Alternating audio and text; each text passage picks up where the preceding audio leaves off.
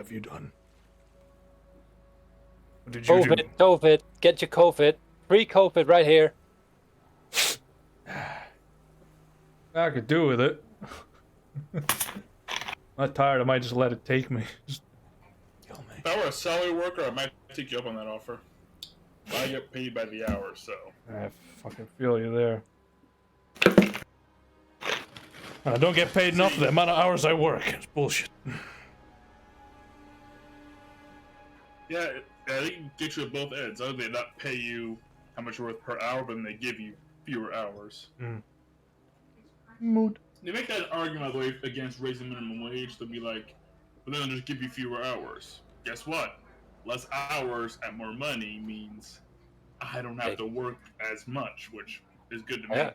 That's literally what happened with my last job. I make about the amount I do. Difference is I get paid more at my new job. Well, I say new, but I've been working there since like October, so really it's 5 months. It's not new anymore. But my old job, I get paid more per hour, but I get scheduled less often, which means I got more time for recreation, studies, writing, my D&D campaign, all this other shit. Yeah, so yeah, it's a great deal to me. More spare time while having the same income is always a good thing. Mm-hmm. As long as the hourly income is adjusted accordingly. Right. We had a nice surprise at work last week. I was at work for like a week and a half because I started. And then last week, the head boss came in and said everybody in the company is getting $1 raise. Oh yeah. Wish I got fucking told that. I was like, hey, you're gonna raise. Sick. When? That'd be nice. I've asked for a raise and have been ignored. Yeah, same. I asked for more hours and they ignored me. I was like, bitch, you're always bitching you're short-staffed. Let me work full-time. Yeah, that's something that pisses me off too. Like the place where I work, we're constantly short-staffed. Not enough people to do night shifts and crap. We've hired exactly one new guy for our department, and our hours keep going down despite my customers not changing at all. And then like my assistant manager just says, if you do well enough, I might offer you a full-time position. I'm thinking, all right, I'm just gonna do the same work I do anyway because I don't like being bad at my job. Which just means that, all right, but just know I'm already looking for a full-time position elsewhere with more money. So, I mean, hey, if they give me a full-time position, I'll take it. Does not mean I'm staying there that long, though.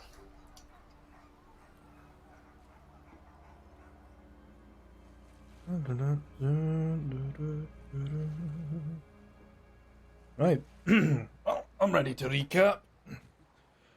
So, last week, we opened up with Spitz and Swarm on the island of Midnight. After deliberating with Hazar Meveth and learning about the dealings of the townsfolk. After which, Swarm travelled to the tavern to indulge in the Hag's Finger martini, while Spitz went around shopping within the village of Twilight. After which, he joined up with Swarm and indulged in these magical accoutrements. After which, before leaving the Isle of Midnight with the ferryman, picked up a few cask supplies made from local woods. The journey back was safe, to say the least, apart from a little encounter with some drunkards in the town of Icehold. You also got given a direct communication with the ferryman through the intricate workings of Time the Witch. In the meantime, Rauno researched the means of Novarian brainwashing to uncover the secrets and how to break them faster. After speaking with Kira Giulafoy, an ex-Blackwatch member, he was guided to the Royal Fig Society to Thomas, the semi-leader of this band. gave him a single fragment of his hex blade and allowed him to take counsel with Thomas's patron. With some dealings and a memory taken, he learned the modify memory spell, one of which only can be used, I believe I said it was once a day. I think. Don't have the note on that. But across the pond and through the forest, Gibzu sat down with Sir Lorcan, now left into his capable hands. He joined up with Merelda, the elder Fey Warden and long-term friend of Sir Lorcan, indulging in a few childhood secrets. After a bit of a journey through the mountains beyond, Gibzu was met with the primordial demiurge, a creator being that we as players would know as the Big Bang, but passed on the offer in order to see what would come next. During the time in the mountains, Gibzu was met with one last... no, it wasn't. Ignore that. I've got the wrong note here. I fucked my note there. After meeting with Zakthros, Gibzu spent a good half day searching for the crown of the Shaman King, and pulling out the party hat and the crown. Handing over the party hat to Zakthros and Merelda, who were drinking merrily, Gibzu decided to join, and through the drunken antics and the inevitable blackout, Gibzu was met with the immortal king, Doral, of whom he accepted the gift. That is where we left off, according to my notes. I have nothing more. Yeah, I think I did a good job with notes last week because everything you said lined up to what I wrote down. Yeah, mine's are a little bit jumbled. I wrote that Doral came to him in the mountains, which is incorrect, but reading the Zakthros thing, I was like, oh no, he passed out. Yes. Technically correct. Zakthros does live in the mountains, so. Yeah. So does Doral come to Zakthros often? That's the real question. Bada bing, bada. I want to see that arm wrestling competition. Doral would win in an instant. Do a one fingered. I'm not sure Doral is a strength score of like 60. You're pretty damn close. Yeah. And his attacks are an 69 AoE. for the meme. Yeah, I was gonna say 69, take it or leave it. Yeah, 69 for the meme. Let's go. Yeah. But Oh yeah. yeah, Moo. Mm-hmm. No one to give Doral a +3 to hit and damage for the memes. Sorry, a +4 to hit and damage for the memes. Oh yeah, it's not a to hit. He doesn't have one. It's a dex save versus all of his attacks. That might explain why Navarro doesn't care much for armor. Yeah. He's like, this shit's worthless. Just throws off his expensive ass plate. All right, let's dance. Pretty much, yeah. However, who would like to take the forefront? The silence. Come on, guys, not all at once. As expected. Yep, figures. Okay, guess it's J-Rook back on point. All right. Let's set the scene here. The alcohol is, well, aging. I imagine there's like an empty room in the courtyard or something of the fort. Mm-hmm. Right, Spitz has like a heavy bag. Probably. As he's working at it, trying to develop that signature move I talked about last week. Mm-hmm. How would I go about, making it? Sure.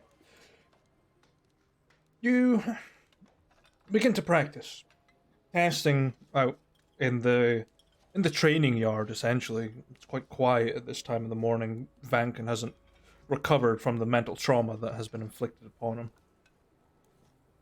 And you practice and keep punching away for feels like hours as you're sitting, just relaxing for a second, taking a breather, drink of water from your water skin. It sort of clicks into place. It might not be through your physical might that you can ignite the air, but why not instead make your knuckles abrasive and coat your hands in oil? So, with that, you grate your knuckles against the ground, causing rough surfaces to appear, and it sparks with each grating across the very rough-hewn stone. You pour a little bit of Throg's cooking oil into your hands. Very potent stuff for an orc to be using. You proceed to grind your hands against the ground, igniting your knuckles. It burns for a second, but quite quickly the cold sort of grips in and makes it a little bit more manageable. And you seem to have maybe 6 seconds before it all extinguishes. Hard punch at that heavy bag. Let's see that sucker burn. You give... Yeah, roll me a... damage dice. Okay, just damage. Sweet. Yeah, it's just a punching bag. It's not going to move.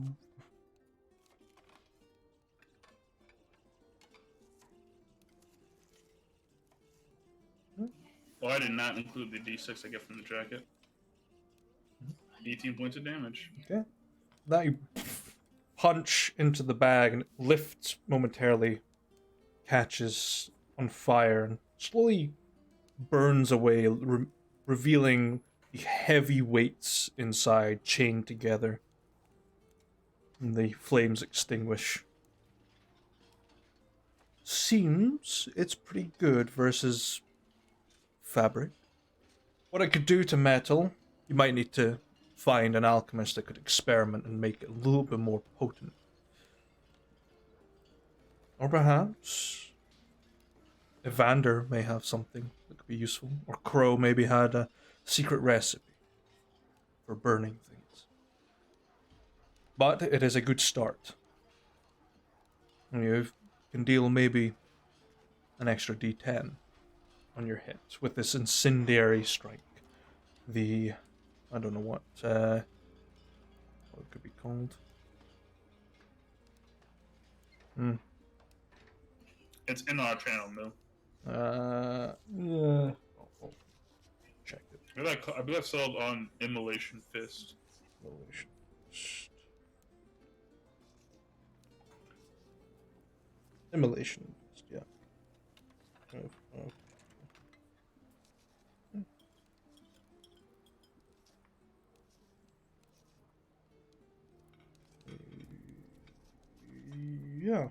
Yeah. It'll take a little bit of time to get to that sort of stage. With a little bit more experimentation. But got a good start. I got a plan. I gotta go find an alchemist. Or someone that knows how to make a really good incendiary oil. Uh-huh. Just let me check my notes real fast. Who's Evander again? Vander's Crow's father. Okay. The guy speaks in Thieves' Cant, mostly. I know Thieves' Cant. Yep. Sweet. Oh, cheek ass clap. Yeah, Spitz will, all the ideas in his head, well, first he'll flip through Crow's book and see if, there's, like, an answer in there. Okay. There are some slight diagrams that Crow appear to have made for an incendiary crossbow bolt. It is not finished, it is not perfect in any means, but it does describe a highly flammable, sticky substance that ignites upon impact. So perhaps maybe Tyrion knows a bit more. Not Tyrion, Evander knows more about it than Crow did. Alright. Okay, I mean, this might be a little bit too smart for Spitz.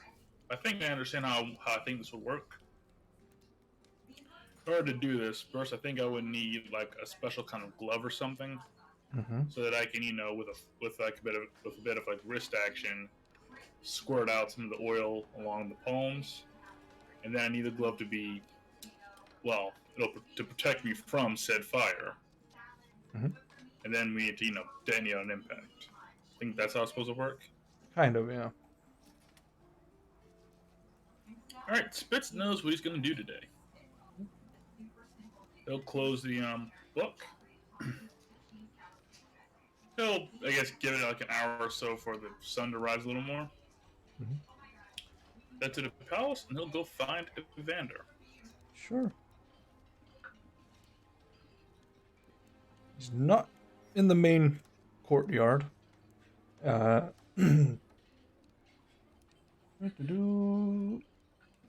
inside the palace. He's in the main palace.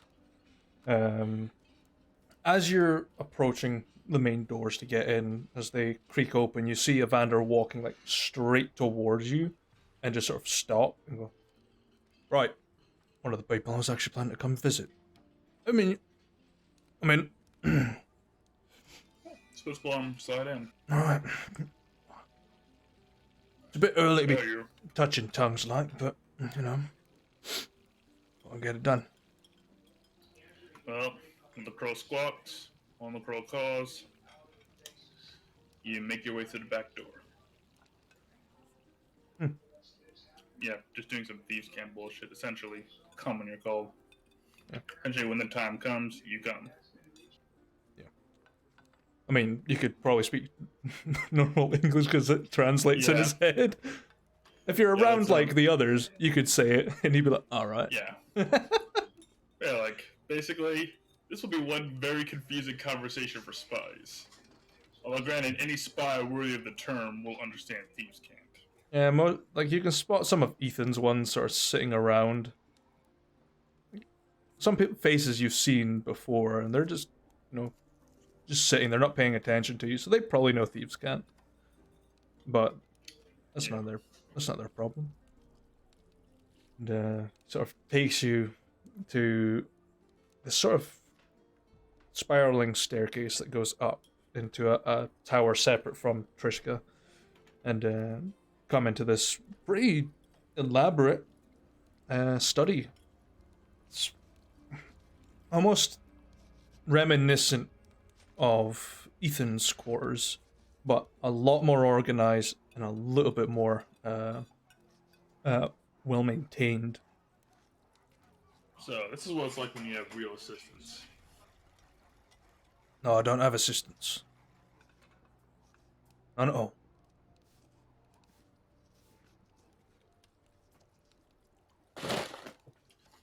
Then I'm going to find. Alright, because, find somebody to help Ethan get organized then. His notes gave poor Vankin a headache. Mad business with you, but, seems like you were looking for us. Why don't you get started? Right. I know I put this into easy enough terms. I was hoping to, crack a couple of skulls at the same time, but if it's just yourself it's here, this early in the morning, I suppose it'll be fine. Recently, I have gathered some intelligence that would suggest that we are about to experience the first footfall of the Navarians through the border. The prince is shitting himself. The people are shitting themselves. We're trying to clamp down on it before it happens. Another problem occurred this morning before you arrived. We've got a unexpected visitor in the prince's guest house, maybe a couple of blocks away, higher in the mountain. Let's just say the enemy decided to pay a visit in order to try and curry our favour. Navaris decided to show up at our front door. I might say, I nearly shit my tight whities. Yeah, yeah, yeah. I imagine you already know already, but when we got Verona back from Tagana, we had a bit of an encounter with the man ourselves. Yeah, no lie, I don't blame you. There are few men on Earthon I would throw hands with. Just want to look at the. He, unfortunately, is one of them. Hmm. I'll do it if I have to, but I ain't gonna be happy about it. No, Is he gonna be a problem, or is this just I think he's here to intimidate us a little bit, personally. I do think that. It's more like a scare tactic in order to make us break before the army marches through the snow. Beyond that, he gave us a little tidbit of information regarding, you know, perhaps people that you might have encountered. Apparently, there is a convoy from Malaysia coming up that the prince is preparing for right now, and apparently, they're looking for your people. So it's a heads up, more or less. that's within expectations. Yeah, they're flying a royal banner. Pretty fucked up looking banner, apparently, but it's a royal one nonetheless. So, Just checking. They're here, no doubt. They're probably gonna start some trouble. So here's my question. First off, I get it. You don't want to start and shit, and we won't. But if they try something, are we able to defend ourselves?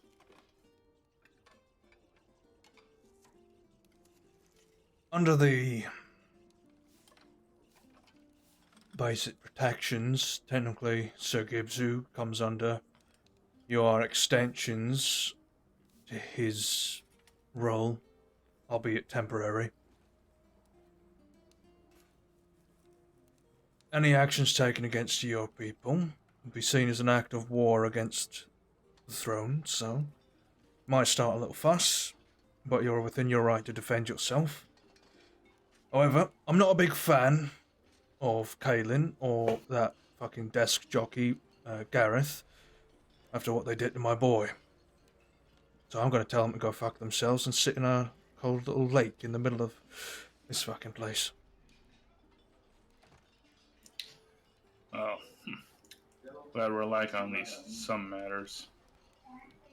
But, well, that's a diplomatic thing. I'll leave that to well, I guess Rano. He's far better at that kind of thing than I am.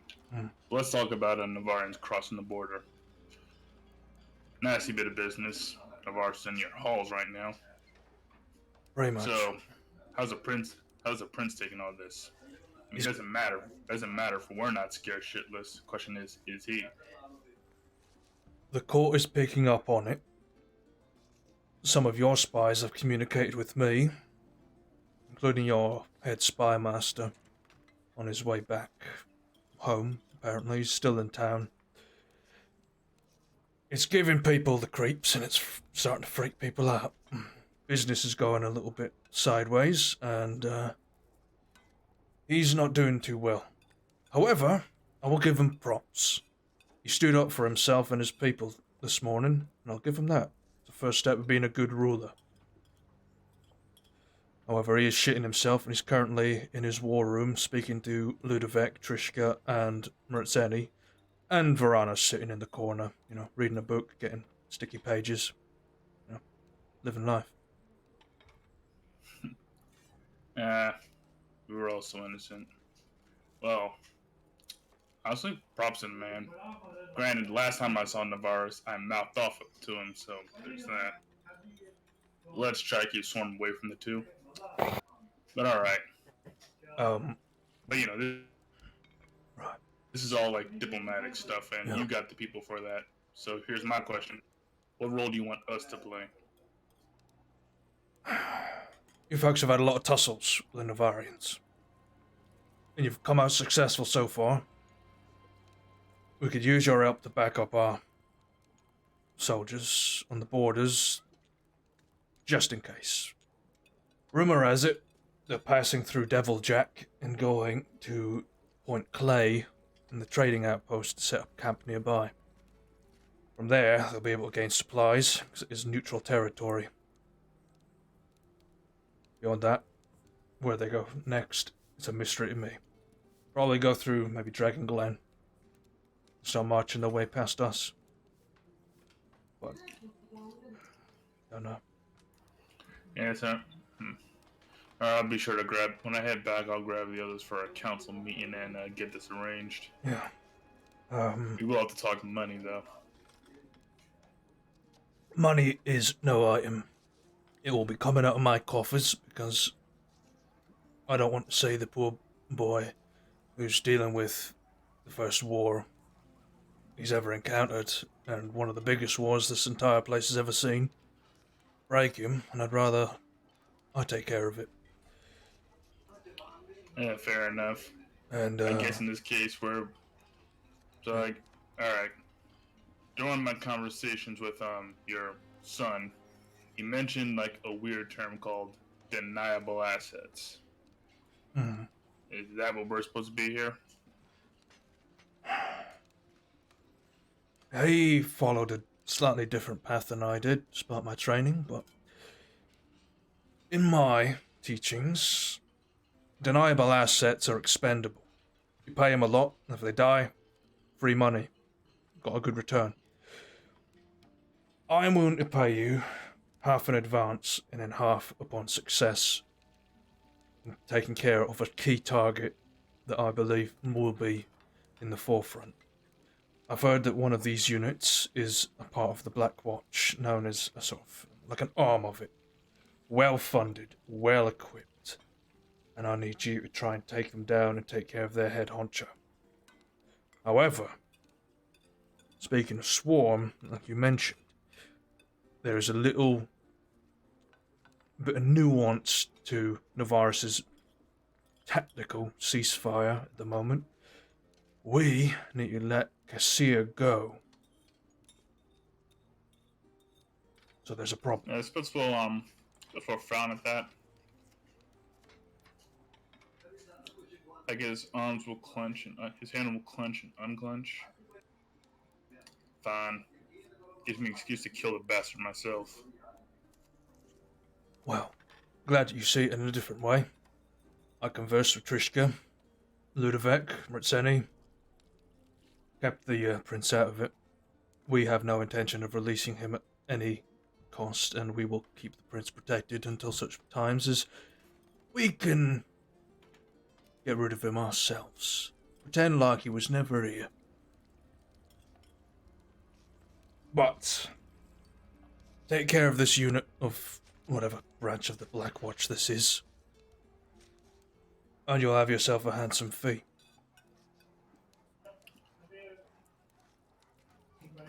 Sounds like a plan. You want to get us a summary or something drafted and ready? I'll bring it to the boys. And odds are we'll take the job anyway because, well, we gotta see it. We're kind of tied to each other now. Yeah. There are some stipulations in the contract. We need you to bring the leader back alive in order to get the full payment. Don't ask me, it was Trishka that wrote it. I just fucking signed it.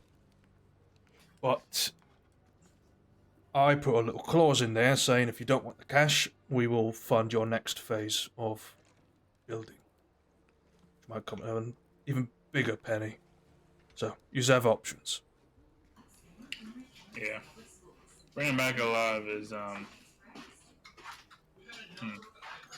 it should be manageable enough. I'll bring you the headshot, so to speak. Tell you who you're looking for. If you need more information beyond that, there's an ex-Black Watch member in town. Sure you could speak to her. She might know a little bit more than I do. What's her name? Kira. Here, where's she staying? She's in the Frozen Grove, drinking to her heart's content, and apparently had a little run-in with Rauno as well. That's about it. That little dwarf does get around. Alright, compared to that, my busy sounds are rather simple. Yep. Spitz will like pull out Crow's book. They move the pages over to the explosive crossbow vial thing.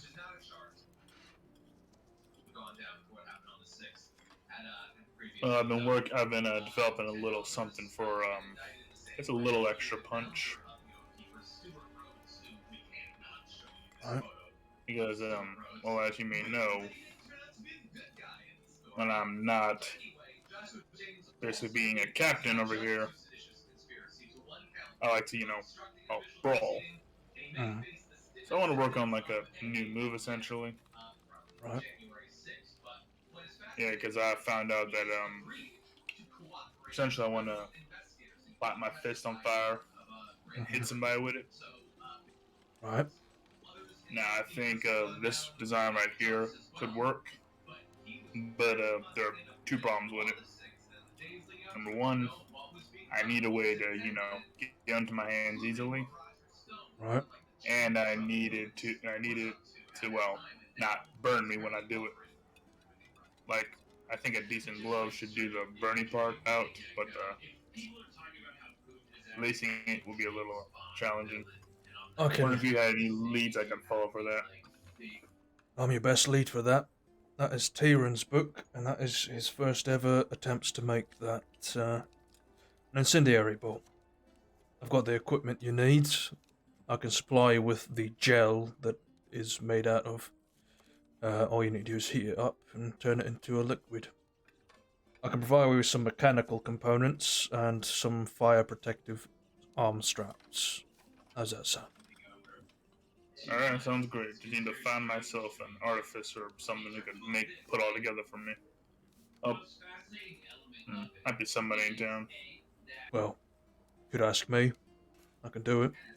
Consider it a part of the down payment, your advance. This is gonna be this is more of a personal me situation, and you don't stick your you don't stick your hand in the crew's vault unless you gotta. Fair. Right. And just sort of walks around the room, pulls like a couple of drawers, comes out with these very fine leather sort of straps, and this basically a small mason jar of gel. It seems to be this weird, iridescently oily color, and looks like some spring-locked mechanisms that can be incorporated, and just puts them in a little box, hands it to you.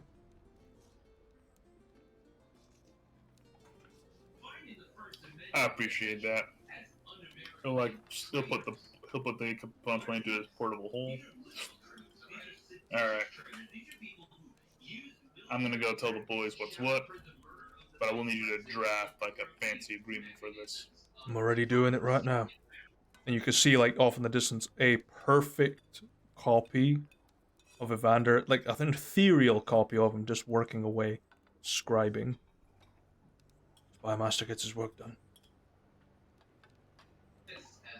Alright. Well, hopefully next time we see each other, it'll be either with our success or under just better circumstances than this one. Very well. Yep, and don't let Navarre scare the young prince too badly now. Because I figure if he could just, destroy this place, he'd have done so already. There must be a reason why he's not going all out. Yeah. A lion does not negotiate with mice, after all. Very well. I'll see you chaps in midday. We are advance Alright. and the contract. Let's get on it. Spitz will shake his hand and take a full advantage of the extra movement speed from his boots. Start walking back to the fort he'll put his fingers on the sending stone, and basically you guys hear like a ringtone as the sending stone earrings go off. What's sending stone earrings? We never got them. You got them, but you never handed them out, so you're calling yourself. Holy shit. We were actually talking about that last session. Romano brought it up. He's like, did any of you guys ever get the sending stone from Spitz? And we were like, no. You have reached the voicemail of Spitz. Please leave a message after the tone. Now I remember, Ethan gave us handout sending stones before he went on vacation. We should have them. You should. He did hand them out. Because Spitz then forgot to. You'll reach everyone except Gibbsu, because sending stones can't travel praying. Gibbsu is in like another dimension. Yeah. He'll be like, alright, guess Gibbsu's asleep. Alright, boys. Got good news and a whole lot of bad news. Turns out, Navarus decided to pay our prince a visit. So, we got that to deal with. Well, they do anyhow. Second thing is, well, boys, we got a job. Evander will come around with the contract and the full details. But long story short, what we're here to do is move our guys over and deal with some Navaris as we would normally do. But it's important now. There'll be one person there they don't want killed. So, I guess, so Swarm, trying to put an arrow through this one's eyes. If you're not sure you can put them to sleep yourselves, just let me do it. But yeah, reward is supposed to be, pretty damn huge. We could also ask for improvements to the fort. So, we got options here, boys. Out of the way, time to muster the men and move out. Well, once you have more details anyway.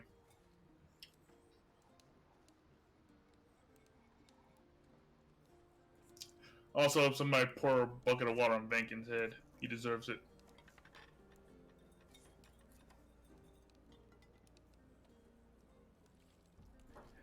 End of message.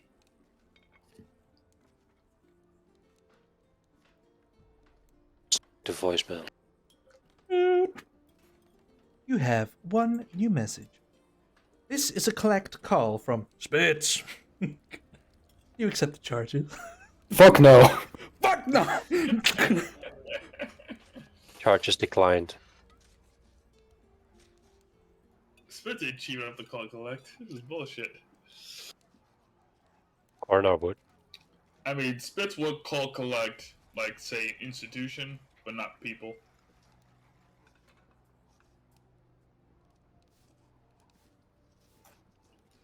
Now with that, Spitz is making his way back to Steelblood Mountain.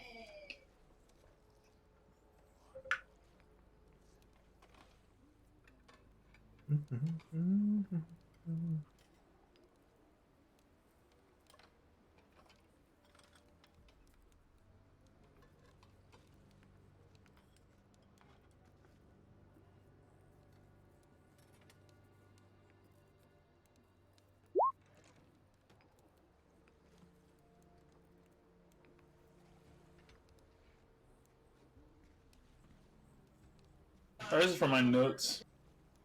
Mm-hmm. Where are we going for the job, and who are we basically beating up? Well, It sounded like Point Clay Trading Post. yeah, that's where they are supposedly heading. There are soldiers deployed at Wickerbray and Dark Hollow. But Point Clay is the main point of interest in Evander's intelligence.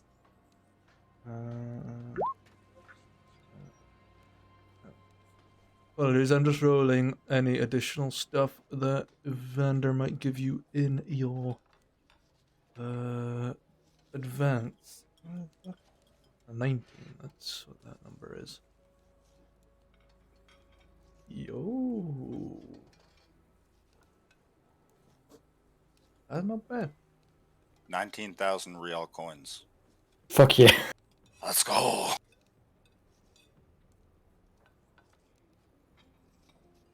Fine, I'll put down the hammer and pick up the sword. Jeez. I'll put down the hammer and pick up the other hammer. Yeah, down the here's name of hammer, per- pick up here's the name bigger of the hammer. person we're, I guess, capturing. So the mission was to kill one guy. Oh, Capture. they want him taking it. They want him captured. I mean, killing's an option, but not the ideal one. Yeah, and But it's luckily, easier to like, capture someone if they're dead. yeah, luckily I got some riot arrows like last session or the session before. Bring you in warm. You need to get bloods. Oh, Yeah. Funny thing about 5th edition is this: if you knock someone to 0 hit points with a melee attack, you can decide whether or not they actually start using death saves. Which is crazy to me, because that means you can knock somebody out safely with a longsword. Yeah, hit him with the flat of the blade. It's not sharp. Oh no, I didn't forget about that, don't you worry.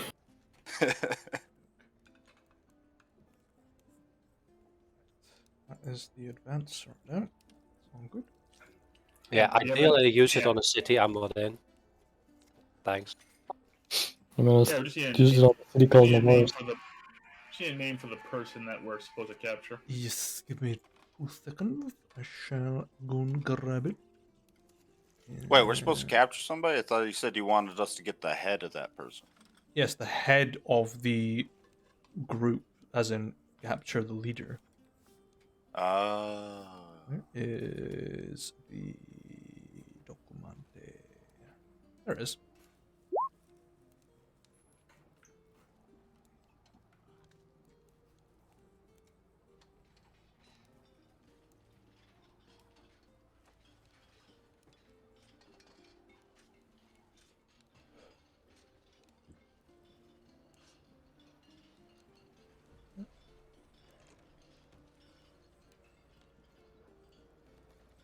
Yeah, that's the one.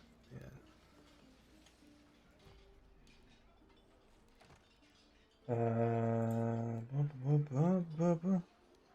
You are looking for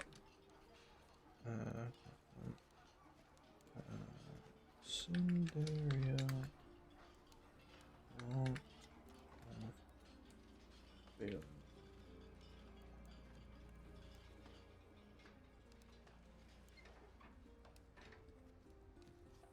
You go. So you're after Captain Cinderia Laurent of Balin.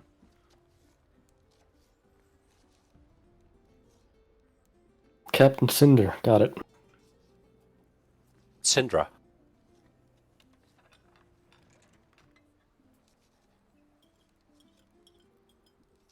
Alright, job details. Point Trading Post, Booker Brain, Dark Hollow, capture Captain Cinderia Laurent of Balin. Blackwatch.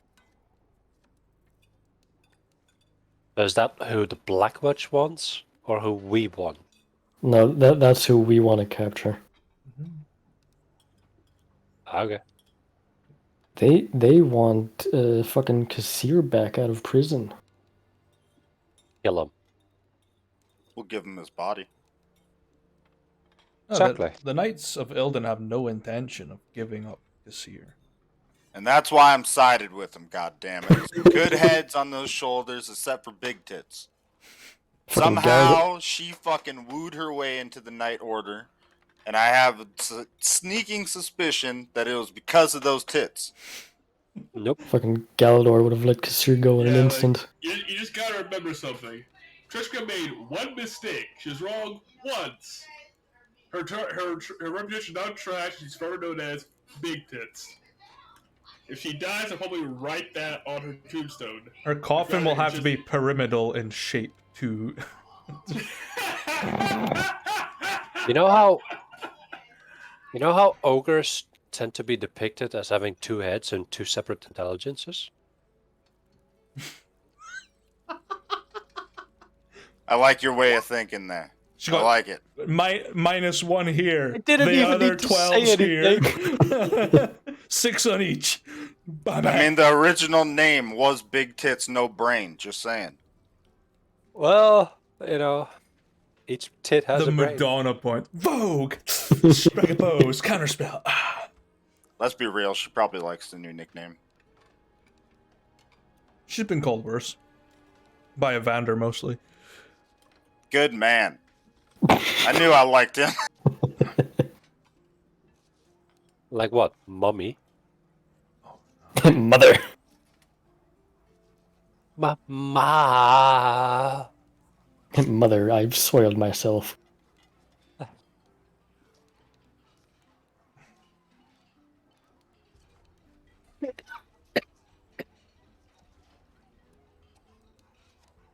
That is. Oh, is it the Her nick- fucking evenings?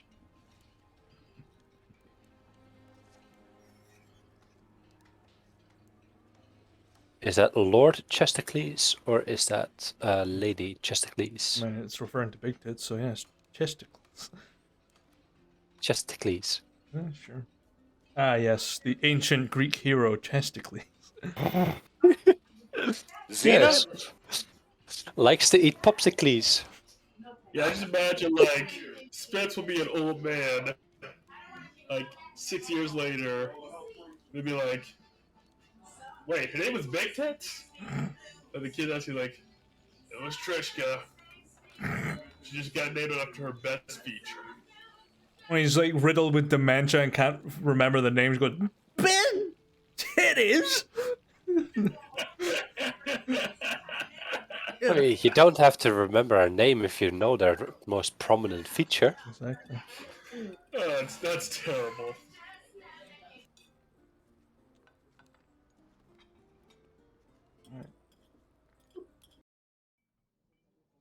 Yeah, rest in Oh, peace, right. Trishka's food. All right, I it's just not want to session clear that 69 page up. anymore. I'll go ahead and do some deleting. That's for people to see on the stream. That's on the internet Yeah, forever now. and I got rid of mine. I don't have anything there, so I can't delete any.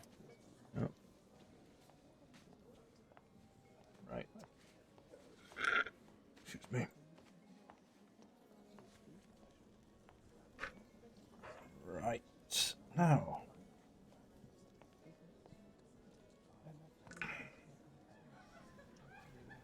Wonderful.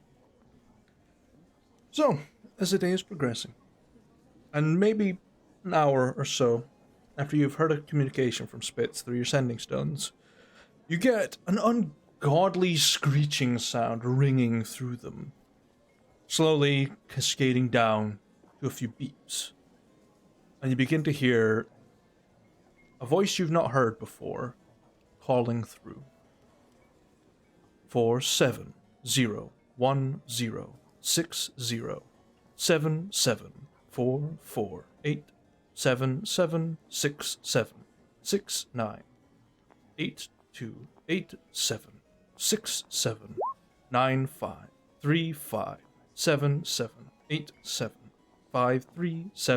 40807767676827679783578767537763, and it cuts out.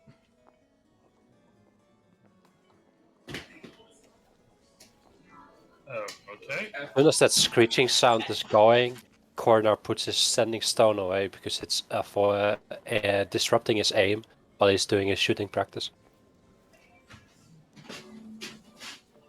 Okay, like as the code's going along, Spitz will start like, oh shit, this might be important. Start writing down the numbers as it goes. Sure. Begin jotting down the numbers as quickly as they come. Yeah, Sure. 47016077448. Thank God I can read now. So Can't count that high, but fuck me, I can write it. It's a big ass number. Is that my paycheck? No, it's your Thanks, tax. Evander. It's tax. The money has been wired directly into your account. Woo! You wish. yeah, Spitz will look down. Shoot. And he'll call Ethan. Okay. His ass better still be on this plane. Takes a minute. Eventually, it does connect. All right, Ethan. Yes. What the fuck? Oh, you heard the numbers too. Walk through the door, see my office in a shit state, and I get that as a message. Wonderful. Yeah, well, I wrote it down, so we got that. But do you have any idea what the hell this means? It sounds like it could be coordinates. It could be an encrypted message.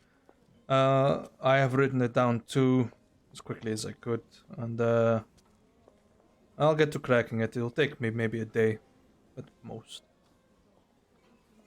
All right. Hey, did you? Oh yeah. Never mind. I hope your vacation went well. Happy to have you back. There's some money in the budget for you to get some real assistance, because your office is atrocious. It's probably a lot worse. Well, it is a lot worse since Franklin's left it, but he suffered, so I'm glad. Yeah. Well, Megan's really got to learn to pay his debts. If you're gonna work on that, all right. Because oh, that's right. Actually, I imagine Spitz would have included Ethan on the earlier contract thing. You would have done that already. Yeah. Well, he came back at an interesting time. I intended to come back early anyway.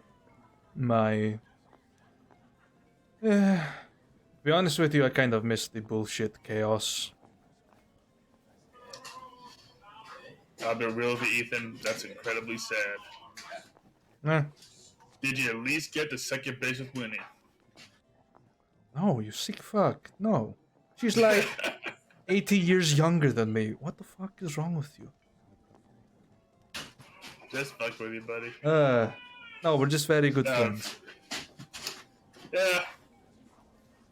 Yeah, just fucking with you. Okay. Although, Good. then again, like, you're an elf. Isn't that kind of normal for your kind? Check it. Ethan's an elf, yeah? He's like an elf. elf. Yeah, he's a You know, fool. like, kind of normal for you? Kind of like, last I checked, elves live, what, like, near 1,000 years or some shit? Rarely, but close. So, like, 80 years ain't a big deal to y'all, I think? Still kind of weird. I'm not, what's the term on the streets? I'm not a sugar papa. Is that right? A glucose guardian, I think is the other term. Glucose father. Close enough. Forgive me, Father, for I have sinned. Actually, I've eaten the glucose. Well, you're a man, so I can't ask this. How old are you, Ethan? Just out of curiosity here. I'm 131. Why? Damn. You're like 8 times older than I am. Roughly. But most of my time was spent, first 85 years were in Novaria, and the rest have been here. Learning the culture, learning your language, and getting around. But I will see you back when you're back. I know you're on your way. Yep, because we got a lot of business. Very well. I'm going to go clean up my office now. We'll see you in an hour. Yep, we have... Motherfucker. Spitz will keep going. Yeah, Yeah, I gotta put money in this goddamn thing. I gotta top it up. Yeah, Spitz just mutters, motherfucker. He keeps going. Ethan is going to switch back to his black sanding stone so no one can contact him apart from Rauno. How the fuck do you get this number? This is a private line. This is a matter of national security. How the fuck did you contact me? How did you hack the Pentagon? The numbers, Mason. What do they mean? I don't know, I just heard it over the radio. Oh my god, you guys have essentially went, the numbers, Mason, what do they mean? I just went, Ethan, what does this mean? Well, Ethan better get his ass in gear and go tell us what them damn numbers mean then. Welcome back from vacation. Decode this message. Clean up your office. File that paperwork. How long is it gonna take? Clean up your office of the mess that you definitely made. Okay, that is the wrong fucking dice. In fairness, my character is no good at paperwork. Yeah. You know how Ethan said it would take him a day? It takes him 3 hours. Motherfucker. And in that time, he's also cleaned his office and cleaned up all the tear stains on his desk. And taken an antihistamine to deal with all the fur in the fucking room. Yeah. Yeah, you return back to your Calhoun. By the time I get everybody gathered, Ethan's like, I got the code, guys. Oh no, not by the time you're back. You'll be back within the hour. It takes him another 2 to get there. Yeah, Spitz will, like, roll in, head to our war room. They'll send the boys out to go grab the rest of y'all. Yep. Bunch of spies Actually, randomly wait. pop up. Yeah. Actually, wait, what time of day is it? You left quite early in the morning, so 7, nearly midday. Damn it, there's Okay. still shit that I want to do. Rather than sending the boys out just yet, Spitz will wait until we get confirmation of Evander's appearance. Then he'll send the pages out. Okay. Were you just sitting in the war room on your own, just at the table, like? Any minute now. Nope, Spitz is going to lean back in his fluffy chair, which I imagine just has like his name carved into it, like a knife. Sure. Put his feet up on the war room table, pop out a bottle of Blue Honey Mead, and have Dance of the Sword on the other end. He'll be looking at it like really closely, like, and he lifted the sword to the, just like mouthing the words as he reads and sipping Blue Honey Mead. Sure. What's your passive perception, by the way? Passive perception is 15. Okay. As you're sort of reading aloud, drinking, just kind of sore from practicing a little bit, starting to settle in. And then, the pain starts to subside a bit in your shoulders. Quite pleasant almost. And Evander just leans down across your chair. Hello. Yeah. Just mutters. I thought the creepiest thing I ever experienced was when your son was standing at my bedpost in the middle of the damn night. Oh, you need a massage. Congrats, Evander. This is the creepiest thing that's ever happened. Well, he didn't feel the room get a little colder. Sorry. Sort of dusts himself down and sits at the table. Yep. I wanted to get the pages out to grab the boys when we saw you at the gate, but I should have remembered who I was talking about. One sec. We'll just walk outside, grab 2 random troopers, go find your officers and get their asses in here, and we'll just shove them away. Yes, I will just grab 2 random men to go do what I want, because I'm the captain, I can do that. Well, I'm a captain, I can do that. Yeah. And they know to start running. Yeah, they easily go and grab whoever's in the nearest vicinity. Won't be able to reach Coronar in a good time frame, but... In fairness, Coronar is like the only person in the company whose authority supersedes Spitz's, so that checks out. True that. Yeah. It just like Spitz will just shake his head when Quarters and show up. Should just merge himself. At this rate, I'm the boss of this damn outfit.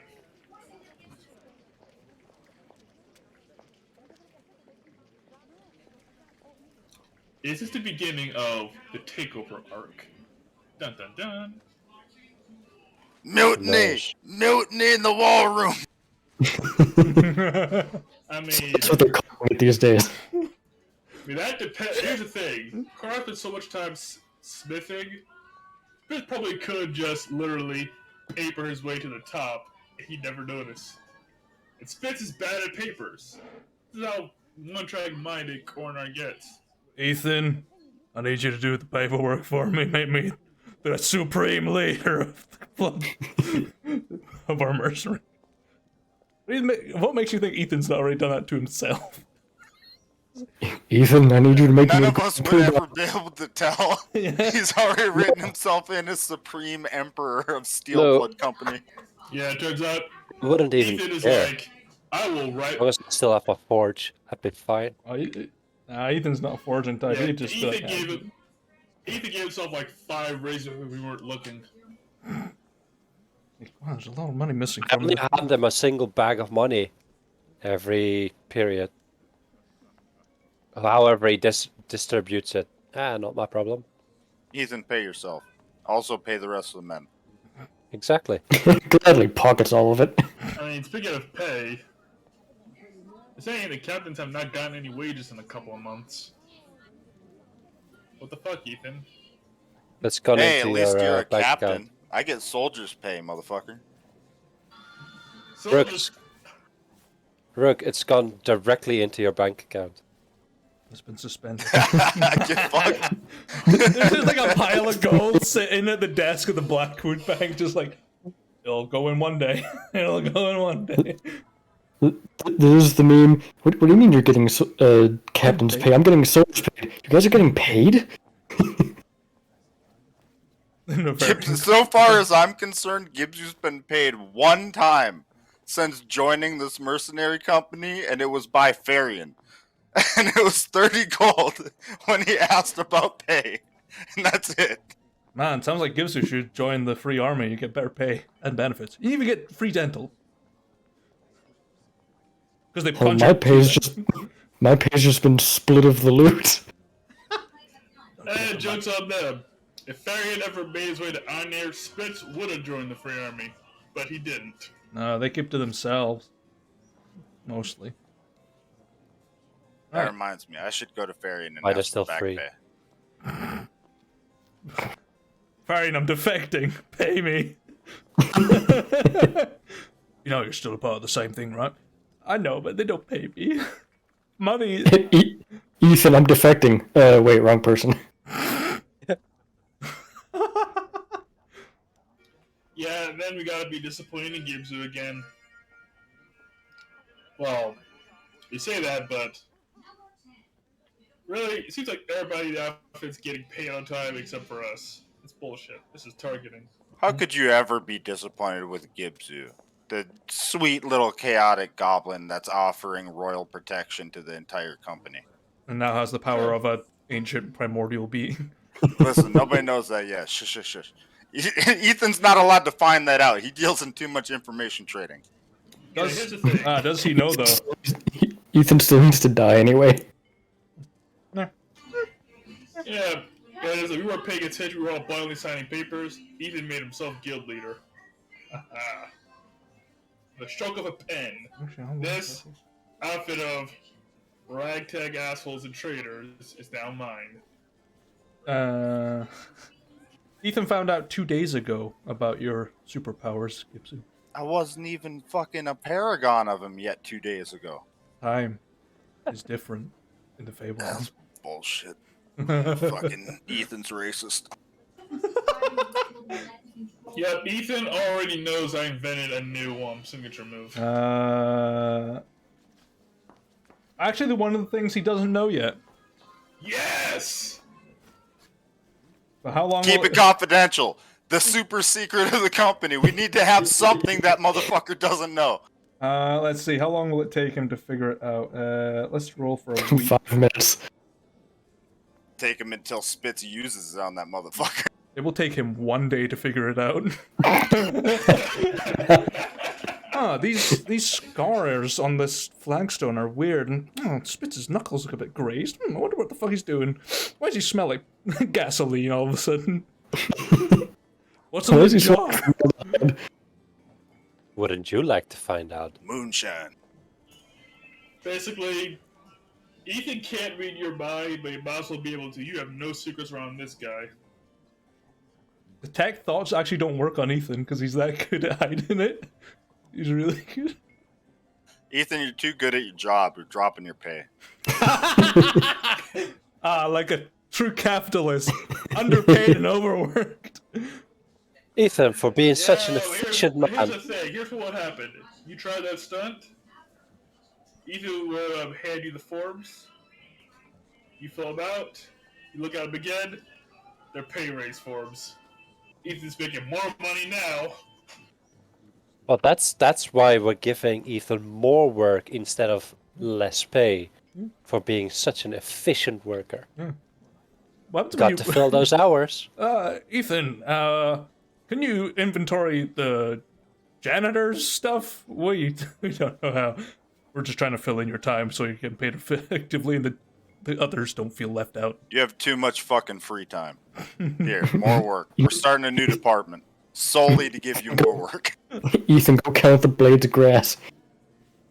We need to make sure they're all there.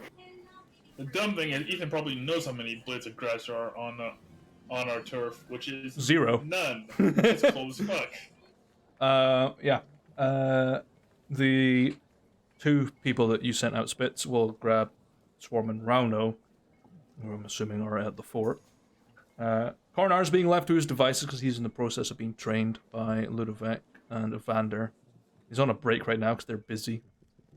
But Alright, Kornar's being trained, that means I can't go to him. Okay. I think it was just left to his merry self, sitting with the party hat on. Look, he'll be back someday. Yeah. I got back yesterday. The jet lag's insane. Like whiplash. Oh, fuck. Jet lag's so bad, I'm invisible. My hair's too fucking... The floof. Yeah, it's just so fucking long as well. In my eyes. Goddamn conditioner. My luscious locks. Now I get some pomade, just... I do have pomade somewhere. I need to find it. Oh well. So, within about 10 minutes, Spitz, you have Rano and Swarm in the war room. Well, that checks out, unfortunately. Are they gonna go get, like, Ethan? And I guess Venkin? Okay, maybe not Venkin, but definitely Ethan. Ethan and Farian has been retrieved after those two are dropped off. Oh, nice. Vankin is asleep because he is exhausted. We can pay you to sleep, get in here. Just grinds his chair.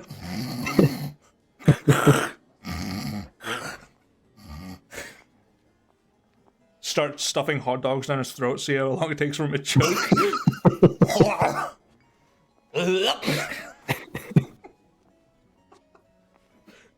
That fucking meme just what? The hot dog gun. I got him. There are hot dogs in his face, like Lindsay Ellis. Oh, what a fucking classic. Classic. So, you have your 2 master agents and your other captains of the board. Oh yeah, whatever happened to Gray? Gray is busy dealing with a thing called an STD clinic that he has set up. Dealing with all the other bullshit.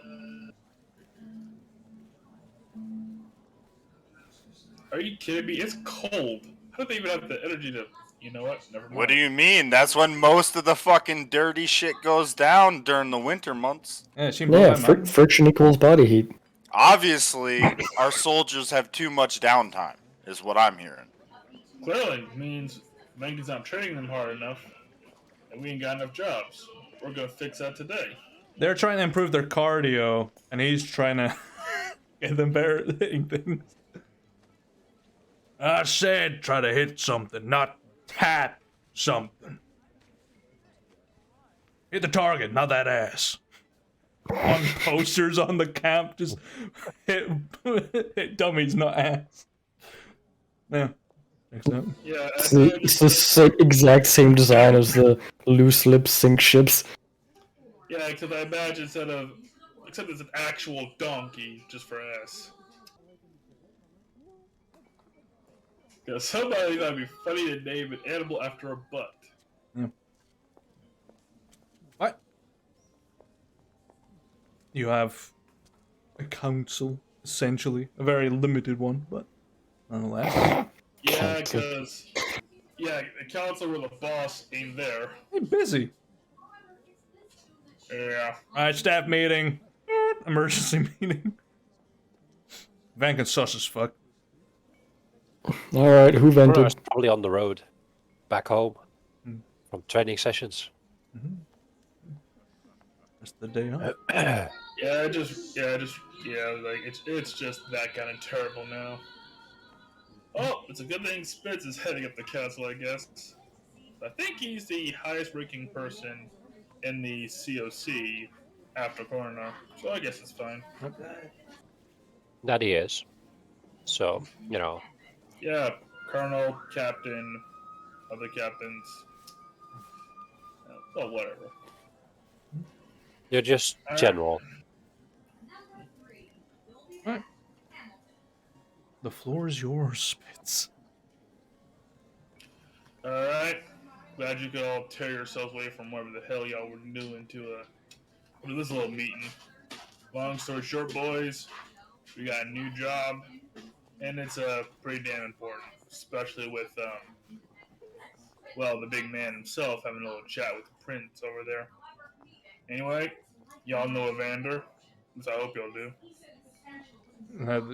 Ethan just sort of nods, Varian looks through the eye, like past the eye patch. Kind of. I will pull out a bag from my bag of holding, hold it out to Evander. Payment from Hazarmaveth. Oh, nice. Good, that'll clear up the rest, and just disappears in a breast pocket. Anyway, I'll give our client here the floor. He'll give Evander a nod and step away. Alright. Well, we're in a bit of a rotten amber here. So, basically, the fruits and the vegetables are coming across to our side of the pond, open pickets. Sorry. Crossing the border. The rummies,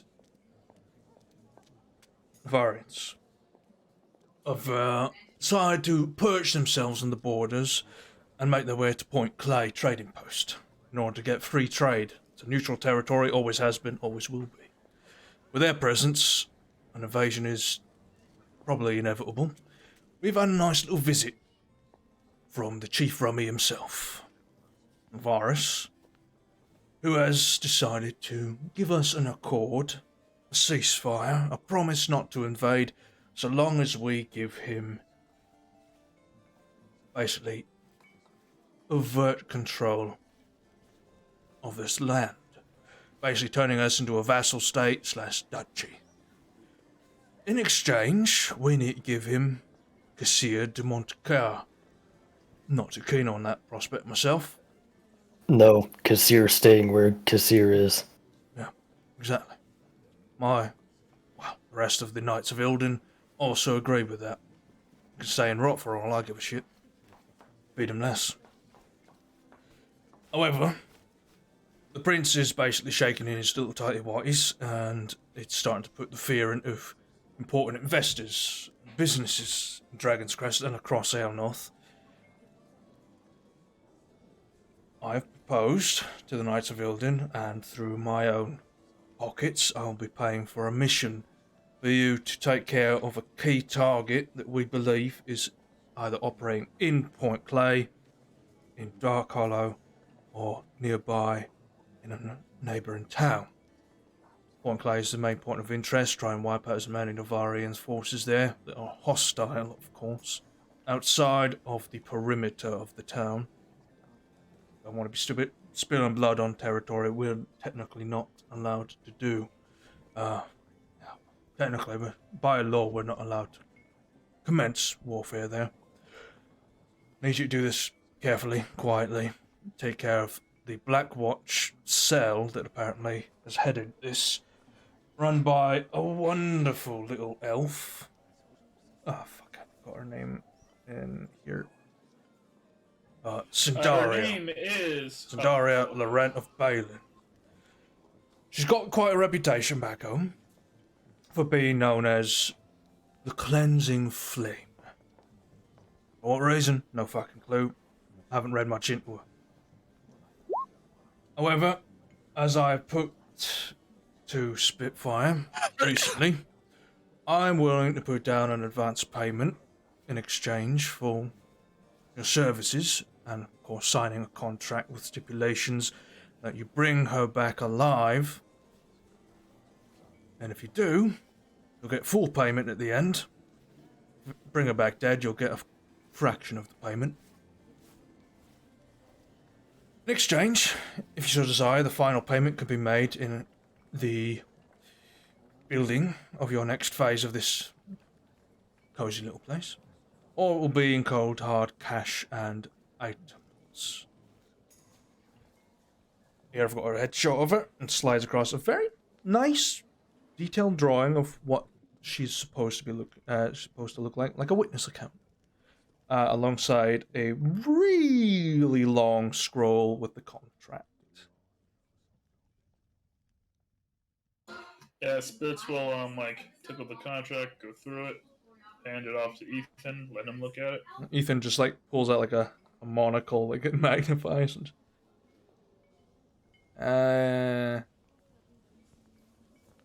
well, payment's a little bit small, but no, that's fine.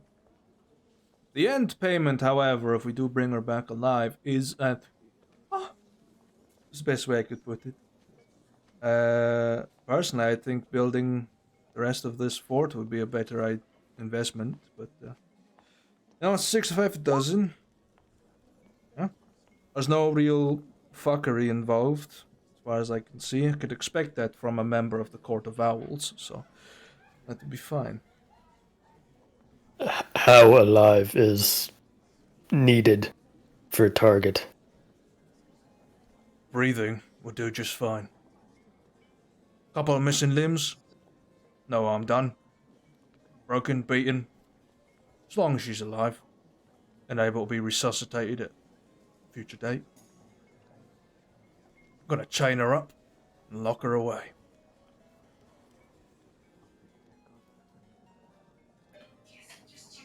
Yeah, Spitz will nod that.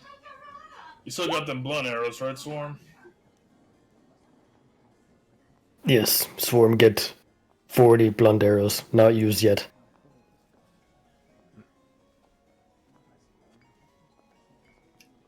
Yeah, the contract. Yep, at the end of the contract. It looks like we have a plan and an accord, boys. So I imagine, Spitz will just open up a compartment in the war table with the wax stamp. Boom.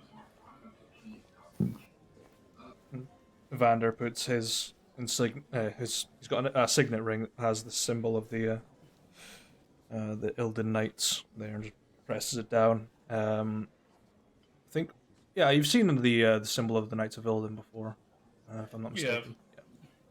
Yeah. It's signed in white, so it's basically a truce accord. There's no real wartime message behind it. And upon signing it, he rolls it up, and you see his sort of echo rolling up an ethereal copy and tucking it away, and he just places it back on the table. Right, it's your copy. I've got mine. Now, for your payment. Reaches into a few pouches and pulls out a big old sack and spills it onto this big old war table. You see a shitload of coins and 4 items amongst it. How many coins? 23,000 gold is the advance.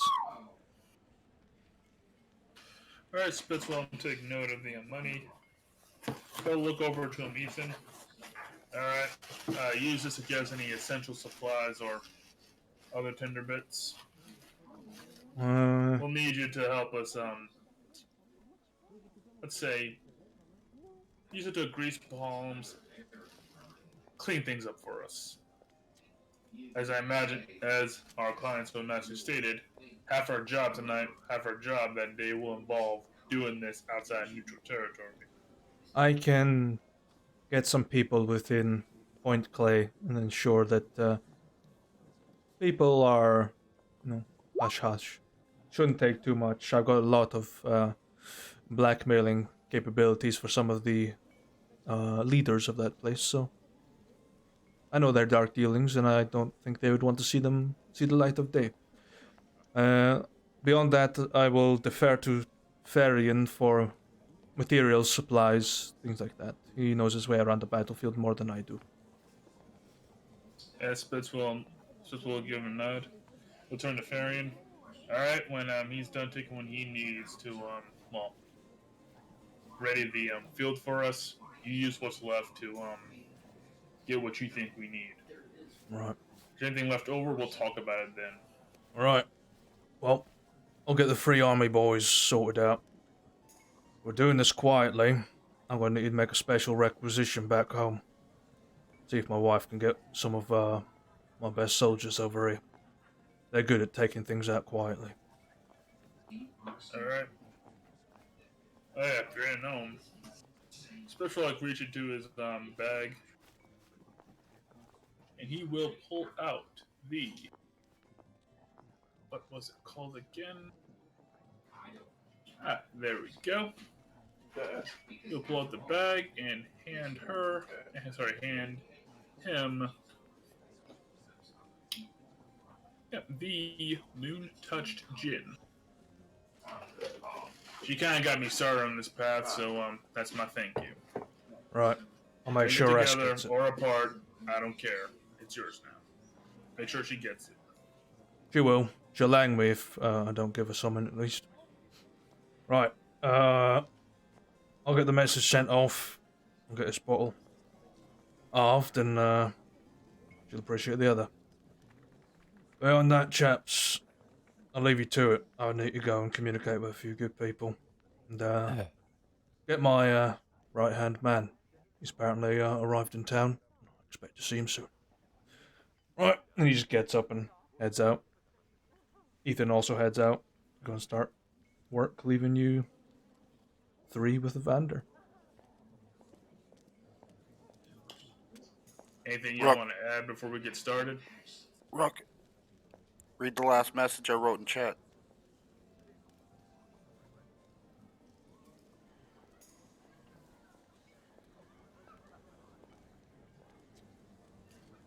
Oh yeah. I almost forgot to mention. Yeah, we're gonna be getting a visit from the Warlord troop over in Elysia. So let's be on our best behavior, boys. Evander just leaves you a little note detailing what the items are, and you feel the room just sort of get cold again, and then he just vanishes in a puff of mist. The father's ever been as creepy as his son. Hey, where are the items? I did not even think about them.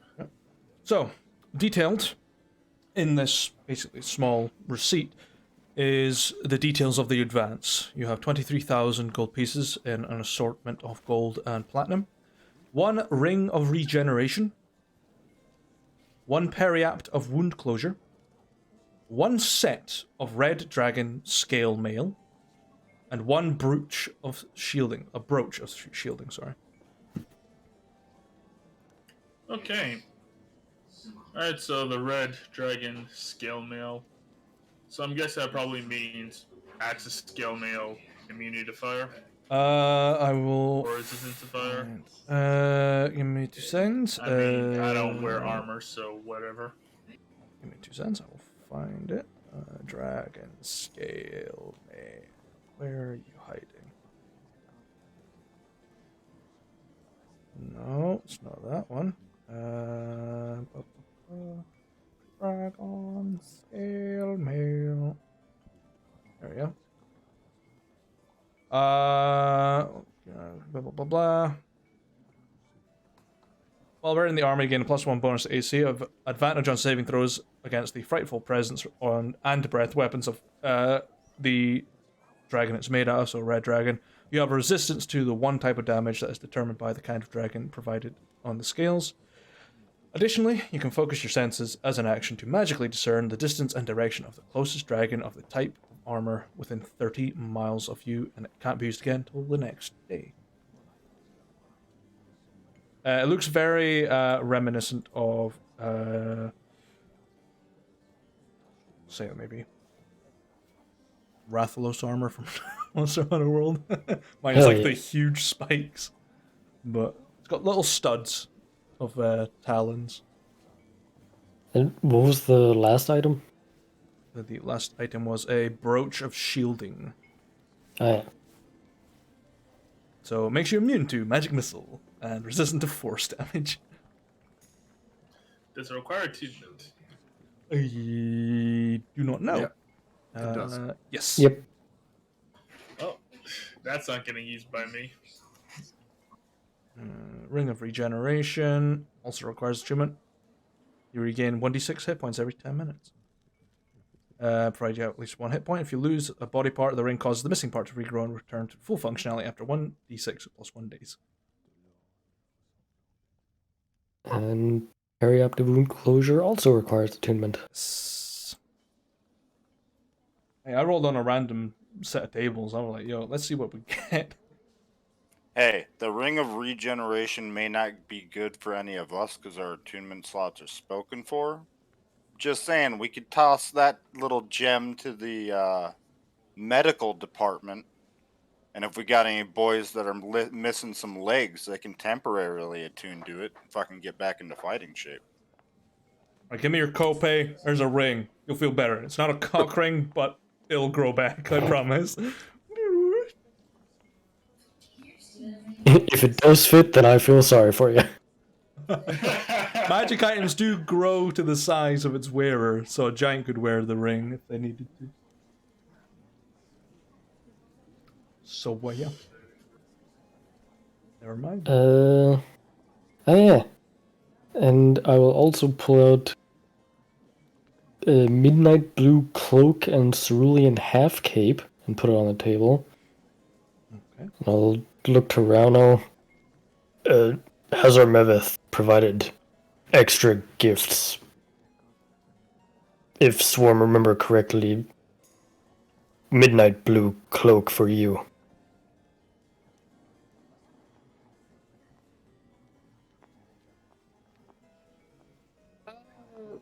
All right. I mean, thank you. I already have my very own cloak, though. This is the only thing I have written for. Yeah. It has the sort of royal crest of the families of Duraheim on it, so you'd be familiar with maybe part of it. And if I remember correctly, the half cape is for Coronar.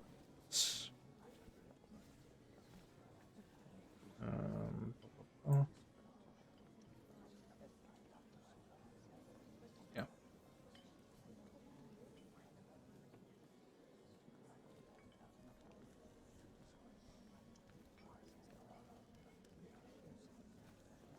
Well, look, the Spitz half cape meant for Coronar. You probably see him before Swarm does. Swarm planned to visit Tybal. I'll hang outside his door or something. Yeah, I suppose Hey, just it's on the way. Just take the cloak and wrap up and just put in the purple hole. I'll give him next time I see him.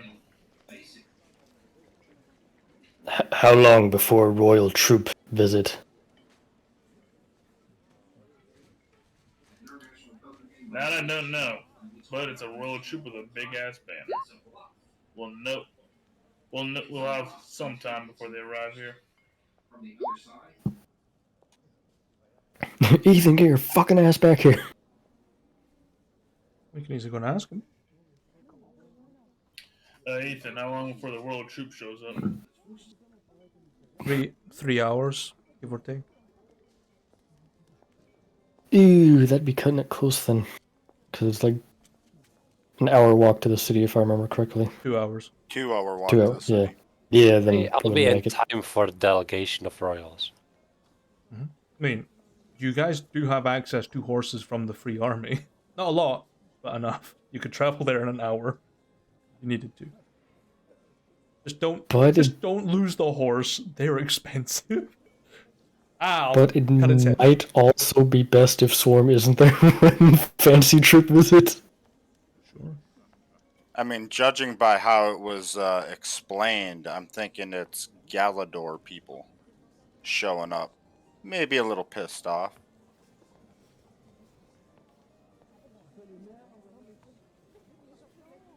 Swarm doesn't give a shit. Yeah. Swarm's gonna go visit Tybal. Sure. Tybal is not present at the Azalian Trading Company, but he is present in his storefront. Excellent. Yeah, go up to him. Sure. Bing. Appears in this raucously pink and like melon green attire. Wonderful to see you again, Swarm. What can I do you for? Swarm came to ask about your experiment with gear. The bow? No, not the bow. Two of the things that I sold to him that he wanted to experiment with. Yeah, Dragon you're making touch- an experimental item for him. Yeah, Dragon Touched Gaze and the Brachyrus chitin chunk. Ah, yes. How well did he make that? Ah. I don't have the full stat up for it, but I can tell you what it is. He's just sort of, no worries. Give me 2 minutes. And he disappears into the plane of fire and comes back with a very nice looking buckler. Puts it down. You can see the sort of where the nipple of a buckler typically is. It is the dragon touched gaze that has been sort of polished into the chitin. And it's been banded and gilded with sort of dark visage of the cursewood around it that sort of trickles through. And the eye just sort of dead center. It will provide you with better protection in case of emergencies. Still fire a bow with it on too. No, we'll pick it up, we'll put it on, kind of look it over. Sure. And let me pull up, because it's based on a magic item. It is slightly different. I just need to find said magic item. Back to top. Slightly different thing. Ah, there it is. It's based on the Sentinel shield. While holding the shield, you have advantage on initiative and wisdom perception checks. The shield is emblazoned with a symbol of an eye, which it technically does. The shield is made from the chitin of the Brachyrus and can be carried on one hand. Wielding the shield, it does not give you any like bonus apart from a standard shield would. It's a +1 buckler, so it's a +2 to your AC. And let me see, this one has a slightly different thing. Gaze. It's untested. Whilst using the Dragon Touched Gaze ability, you can use a bonus action to trigger a feature of the Lucky Feat, allowing you to force a reroll on an enemy or to reroll yourself. Once this feature is used, you must wait on a short rest to use it again. That is to be determined. I will see what happens. Roll a d100. Yeah. On a 1, it happens. Yeah. You get, one shot at it. It's basically human determination, but with that. It allows you to peer into the future and just react. Yeah. Essentially. Of course, the Sentinel Shield isn't in roll 20. Should be. Not seeing it.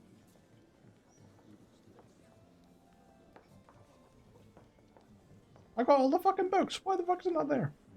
What the fuck? I'll be Dark right back. I'm going to the bathroom.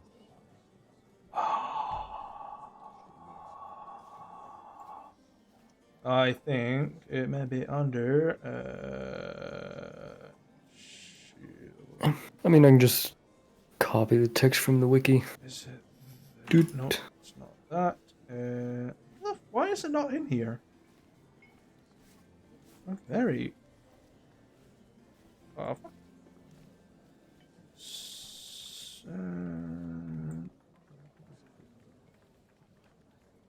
That is really weird why it's not actually in there, because I do have the HP. That's really strange. That's gonna annoy me now. Why the fuck is that one item missing? That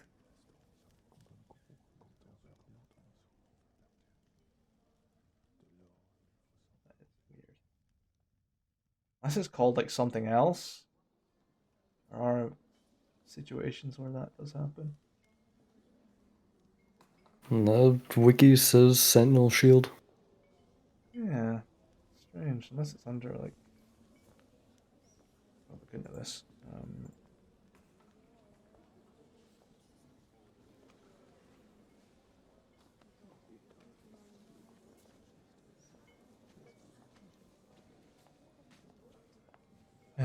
Let me see.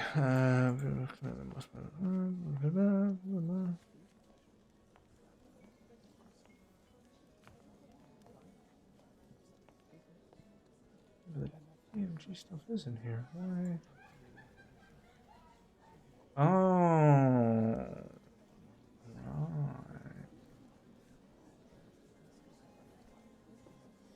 Right.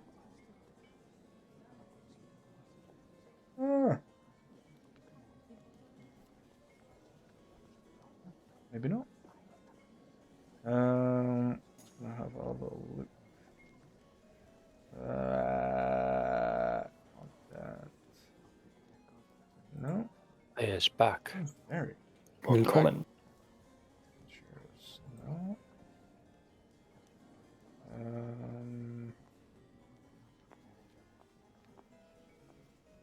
Miscellaneous. No. I really want to try and find this now. That's going to really annoy me.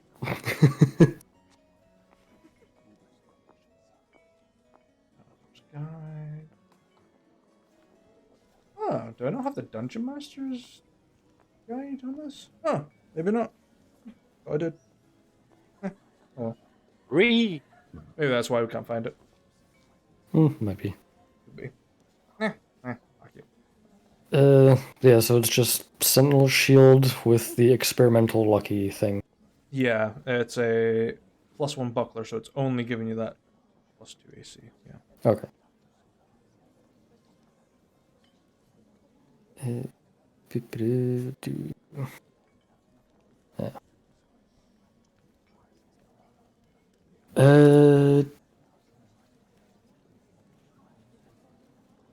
Yeah. Swarm also have some magical gems that Swarm has been holding on to. If you can do anything with them, and I'll give him the black pearl with luck symbols and the yellow appetite of nightmares. I will see what I can do. It will take me short while, and just sort of leans. And how are you paying for this?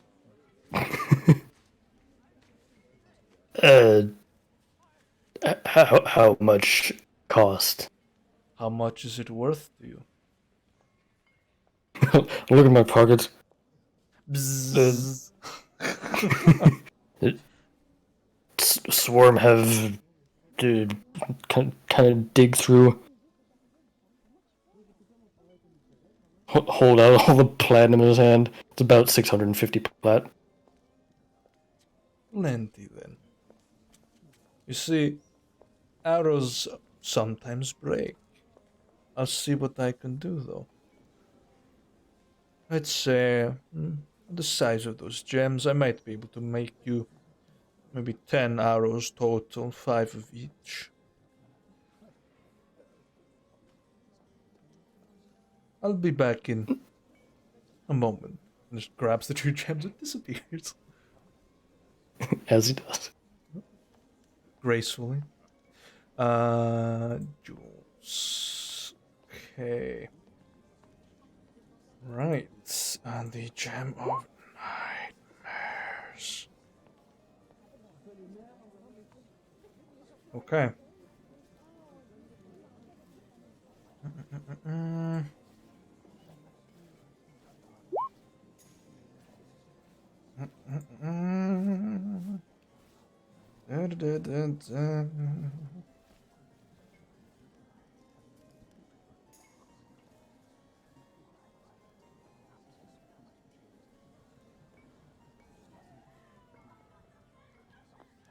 Okay.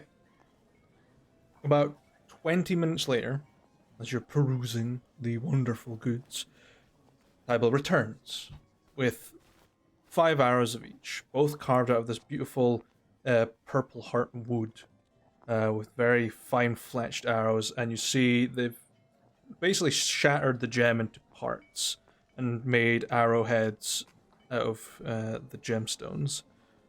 Hands you 5 arrows made out of the nightmare gem and 5 arrows made out of the luck gem,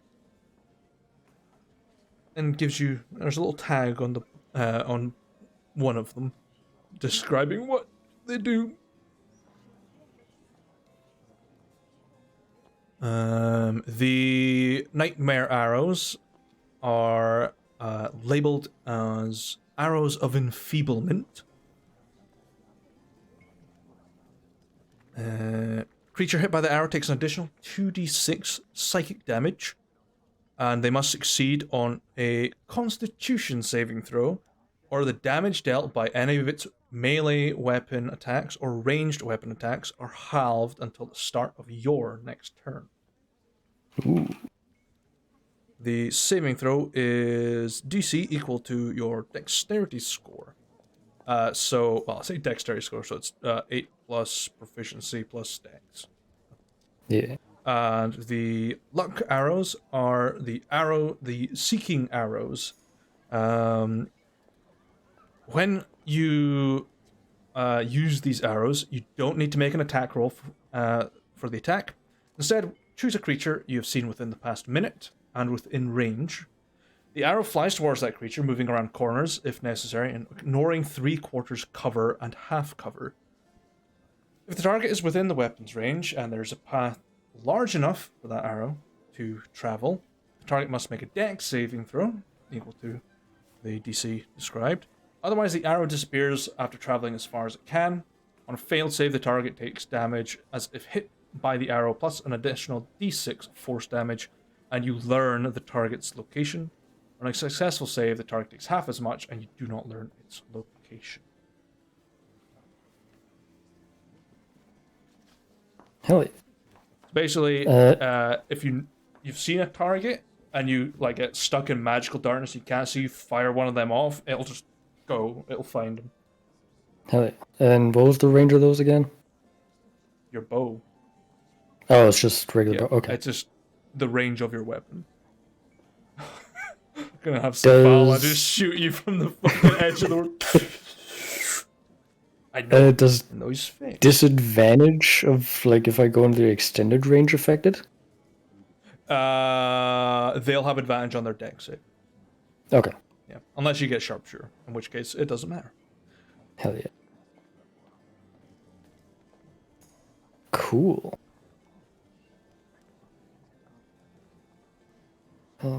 5 of those.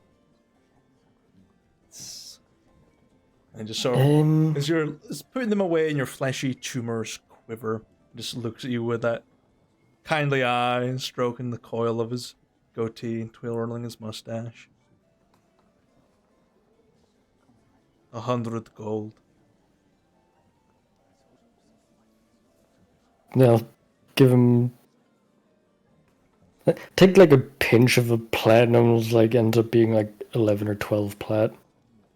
Let's see. How many more bits of plat do you give him? You give him 12. Ah, a tip. Not often I get one of those. Most people can't afford it. Swarm's just gonna stare blank faced. I thought that might get that reaction. That's fine. Anything else I could make for you? Make you more fierce, more sexy, even hungrier for finkies? No, Swarm. Think Swarm geared enough. Just sort of looks you up and down. Can always buy more. Doesn't hurt. Maybe your purse, but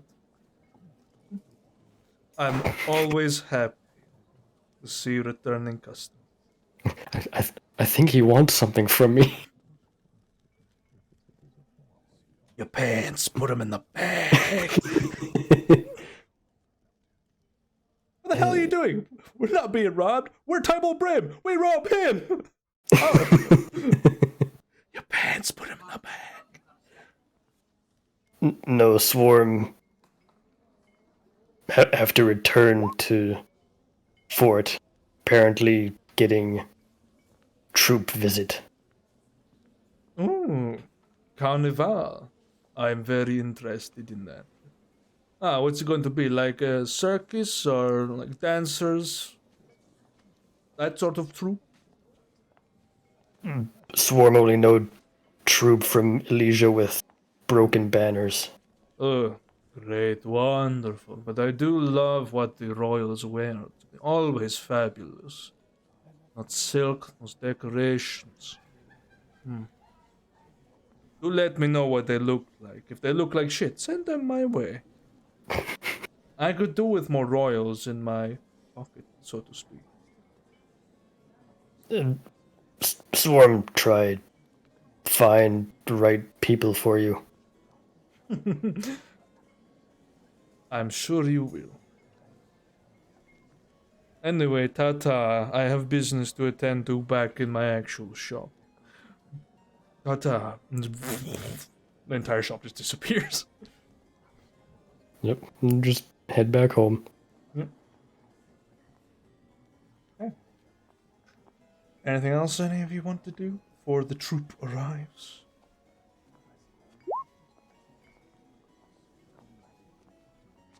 Before the troop arrives, I'll be arriving myself. And check up with everyone. See if I've missed anything important. You roll by, ask you to say something important. Spit starts laughing, hands you your cloak from Swarm, and he'll say, Ethan will give you an update soon enough. And he'll just walk off. I'll accept the cloak and walk off to find Ethan. Sure. Ethan is currently debriefing some spies and saboteurs and a few assassins, just in case, of their mission. Spies you, ironically. Got in our backroom training so early. Yeah, there was something wrong with your communication device. Here, and I'll hand him back his sending stone.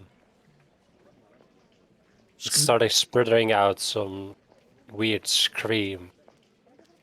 Oh, yes, that was a code that came through. Just hand you it back.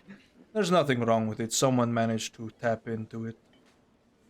There's not many people that know how to do it, but those that do tends to send off a pretty bad signal beforehand. I'm almost finished decrypting it. Okay. Anything else that I missed? Apart from the fact that we just got a down payment for a job, some magic items, a couple of other things. We have got to go take down some Novarians, some high profile ones in a trading area, which is neutral territory, so I'm paying off as many people as possible and blackmailing others. Hence why these people are here. Makes Beyond sense. beyond that, we have a royal entourage arriving as far as intelligence goes.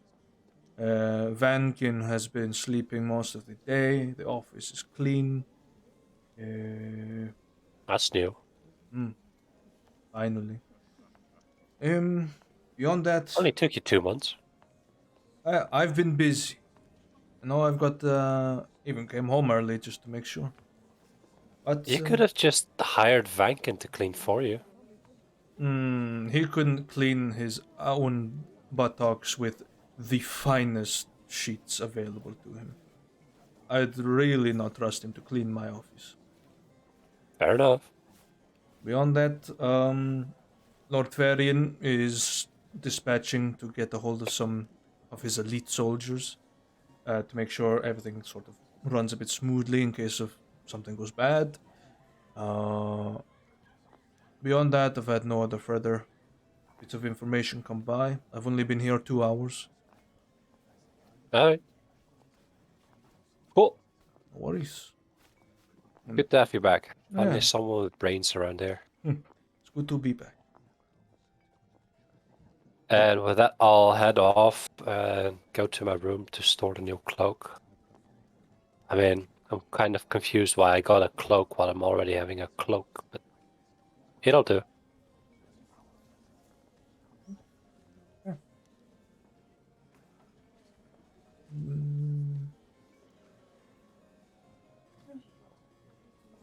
Now I've got a pillow sleeve.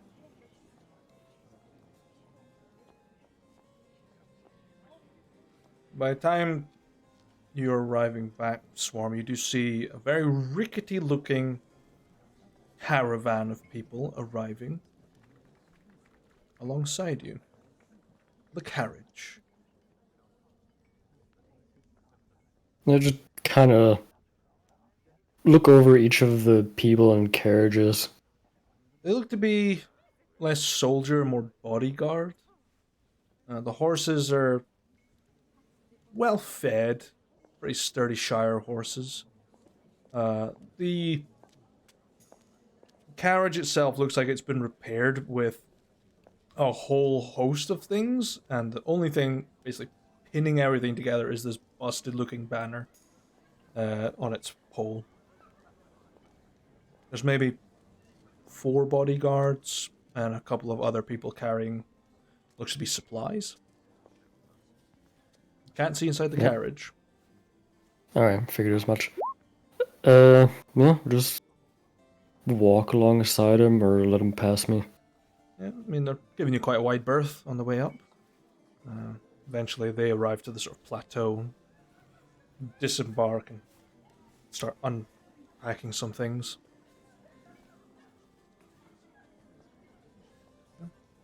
The individual inside the carriage does not step out. Yeah, just walk past him and... yeah, been more than long enough. I'll go to Coroner's Forge. See if he's in there. He's not. He's in the bath. Cleaning up from... Then I will visit you in the bath now. Just He knows there's a delegation of royals coming. He's gonna clean up. Especially after training. And 2 hours of walking through snow.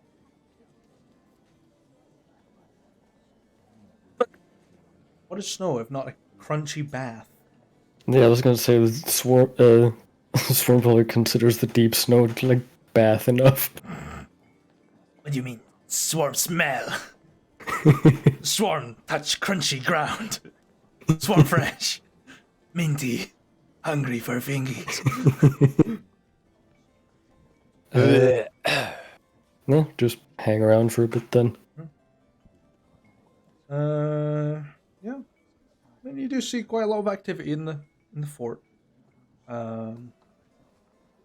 Eventually, you see Farian walking with. I think. Was it you that? No, was it? No, it was Gibbs who did. Yeah. You see a very tall human, like almost like aggressively like paprika red hair.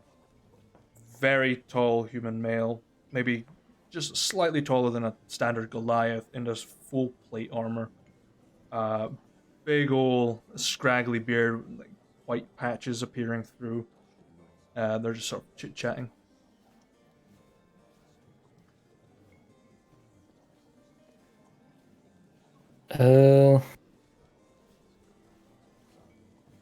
I figured I got nothing better to do.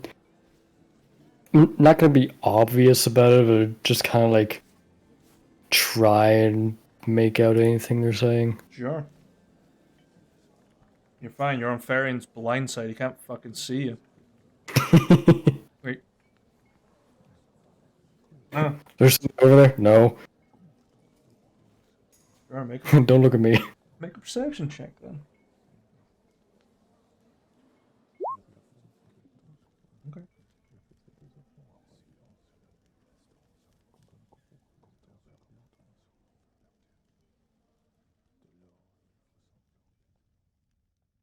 Remember, you have advantage because of your shield.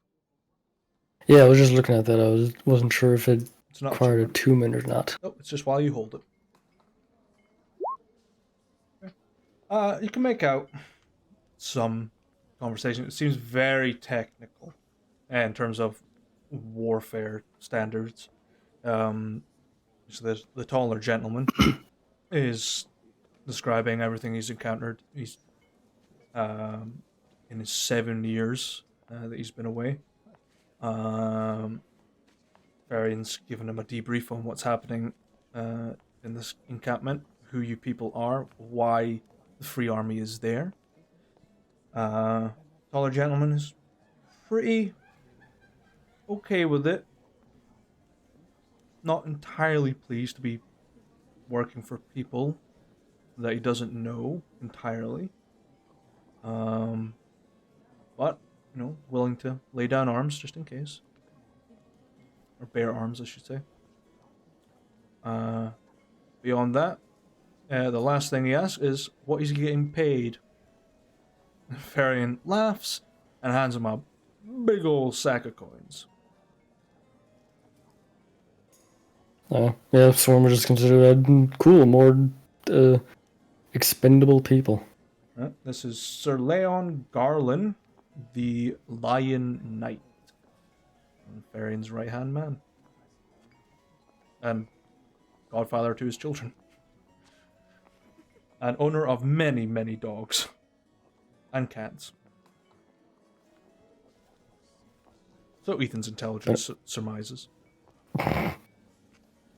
Ethan's not smart enough. To put it in perspective, Spitz is what, 6'3"? Spitz is 6'1", I think. 6'1". Yeah. Sir Leon is 7'4", and he weighs 390 pounds. He is pure fucking muscle. Yeah. He's No, actually, big. Lou was right. Spitz is 6'3". That I remembered something. Totally useless information. You. Hey, when I forgot, I was like, oh yeah, it's over here. 6'3". Yep, Spitz is 6'3". He's tall, but that guy is gigantic. Yeah, he has gigantism. He's based on what the fuck's the dude from Seven Deadly Sins? Big buff guy with a mustache. Can't remember his name. With the axe. I know who you're talking Yeah, about, but I can't remember his he's name. kind of based on him, but he's been like, he's a very old lore character as well. But I went, no, I like that idea. I'm gonna make it bigger, make him big. You think you have to look up to him? I met the man, and Gibbs 3'2". Gibbs broke his fucking neck. I had to look straight up. Did you just see all the chins looking down? Gibbs broke his neck looking him in the eye. Seems reasonable. Can you move your balls away because I'm trying to look at you? Would still be shorter than this dude. Sir, your codpiece is grinding against my eyelids. Please. Yeah, he just sits down at the campfire and Throg sizes him up for a second. You can kind of spear it. Doesn't know to give him food, but eventually does. And it's a token of thanks. Throg is about the same height as Spitz is, just towers over him as he stands up to thank him. Thank you very much. And just sits back down. Throg is fucking terrified. Just like, well, I don't know what your mama fed you, but goddamn, I don't have anything like that. Just heads back to his kitchen. Froggy. Yeah. The rest of the day kind of goes by without worry. The individual in the carriage still has not left. Maybe like an hour in. Gunther.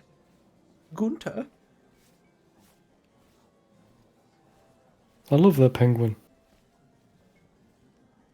No, little German boy, don't go into the cave full of blunt smoking.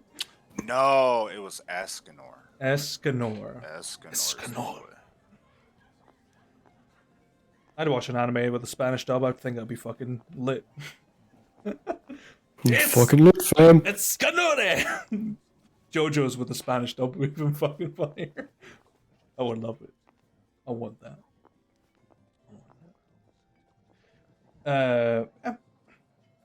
Let's see. Over the course of the hour, you can see the henchman of this individual assembling something. Basically at your gates. Appears to be some sort of apparatus. And eventually, as it is completed, an individual steps out. Of which Rauno, Spitz, and Coroner would be familiar with, but not Swarm. Carrying in their hand a vial of Henry's blood. This is Bloodhound. Blackwood's very quiet communicator.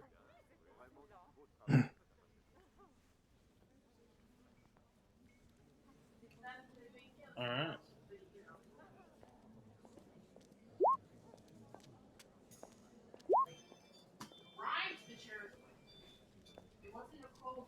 Alright, so that's Bloodhound.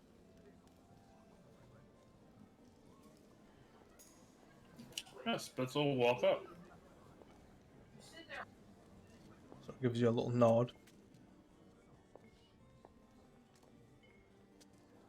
Took me a little while to find you. But drew me straight to that little mark on your shoulder. Just hand you the vial of blood. Yeah, Spitz will take Henry's blood, give it a glance.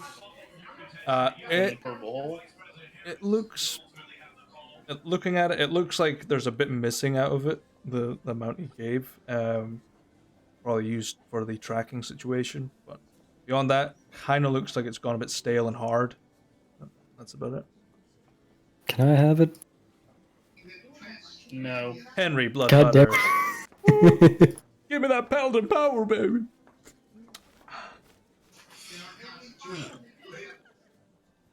Well, if you think about that for too long, don't worry.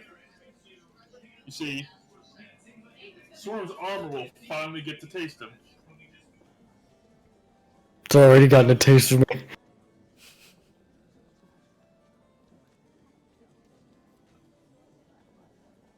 Yep, and there's blood. That's in my inventory now.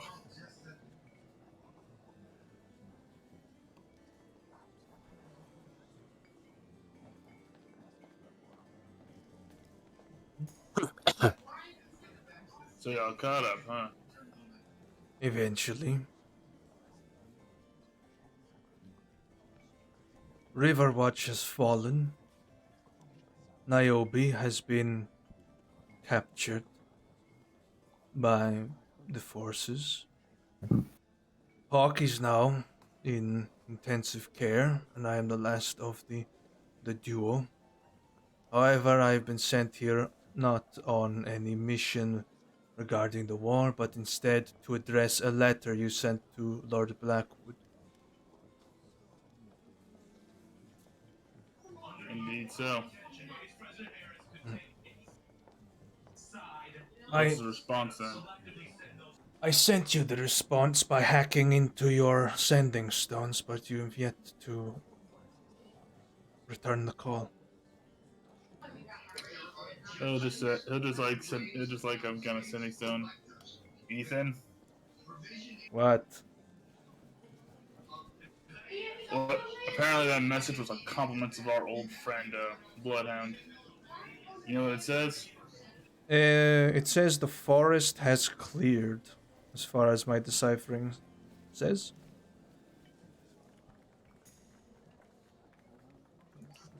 Yes, that's what I'm not.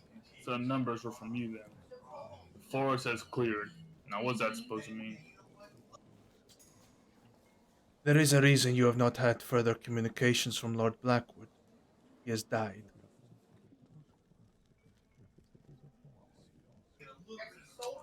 Is disease, I take it? The disease has taken him. However, he left me some information to give you. Good evening, gentlemen. Apologies I have not been able to write to you in some time. My body grows weaker by the day, and I would hate to see you in this condition. It's not fitting of a gentleman.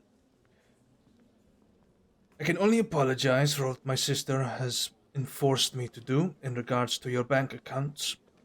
I have offered to remove it. In exchange, I need you to visit the Institute in Elysia in order to gain the key that will grant you access to your accounts.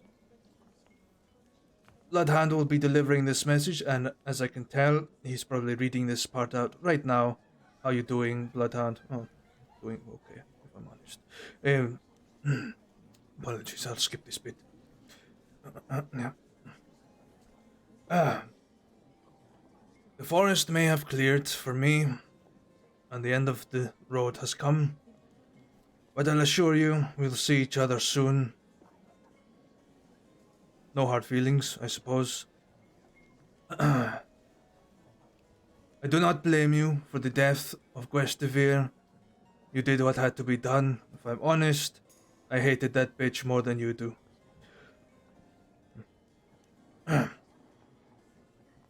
She did come to me asking for me to send Hawk and Bloodhound after you. I refused on the basis of our friendship. Bloodhound will now proceed to give you an item carried in the carriage, as well as directions to access the Institute without being destroyed at the gates. Oh, sorry. Yours truly, Lord Bentley Blackwood. Let me go and grab it. Hands you appears to be a small map and a small looking stone amulet. This will look at the map and I'll look at the amulet. Is a key or something? It is a key to the Institute. It will allow you to go in. Blackwood's sister is currently there. She's the one that signed the suspensions and forgot to remove them. Don't know why. She's a little more hot-headed than Lord Blackwood. But I can assure you, Lord Blackwood will see you again at some point. Just need to wait. But when you find the free time, go to the Institute. I'm sure you'll find many interesting things there. And information. What he was working on these last couple of months. Project Alexander is very much a hush-hush situation. Now with the royalty in turmoil, it's not seen much further activity, but the research continues thanks to the intensive genius of Ustener and Hollimer. They've been working their minds to some new technologies. Yeah, hopefully I can see him again soon. And I should apologize. My last letter was not very kind. I had censored it. Don't worry. I rewrote it in your hand just to make sure he didn't seem offended. I do appreciate that. No worries. However, I do have a key for your business account for this mercenary group, not your personal ones, and hand you appears to just be a small, tiny tube with a letter inside of it. There you go. Hand it to whoever's in charge of your accounts and have them go to the nearest Blackwood bank. They will open your business account for the Steelblood Company soon. It might take a few days, but it will be done. I appreciate that. And so now we got captured. Any word on Lucy? Lucius Durimofasali was assassinated not too long ago.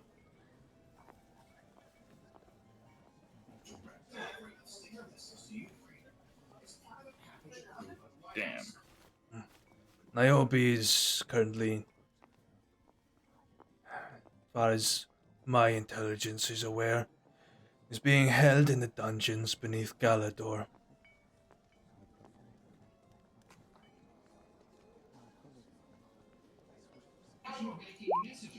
Seems like I got business.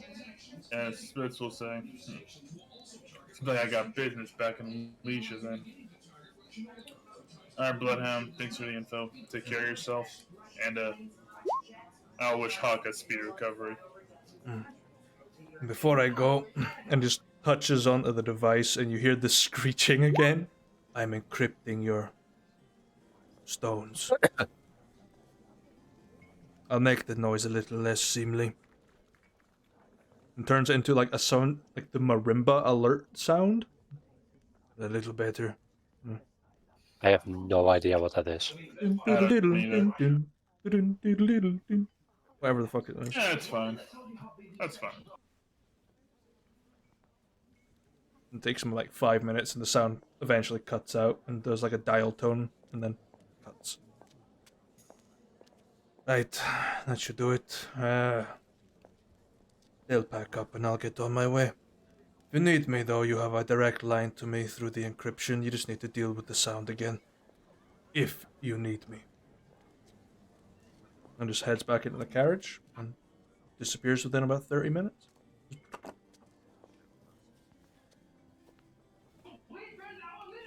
Spitz will take a deep breath. Alright. I'm done with what I'm doing over there in Clay Pass. This time I put pay to this link. Spitz will get up, hand the key to Ethan.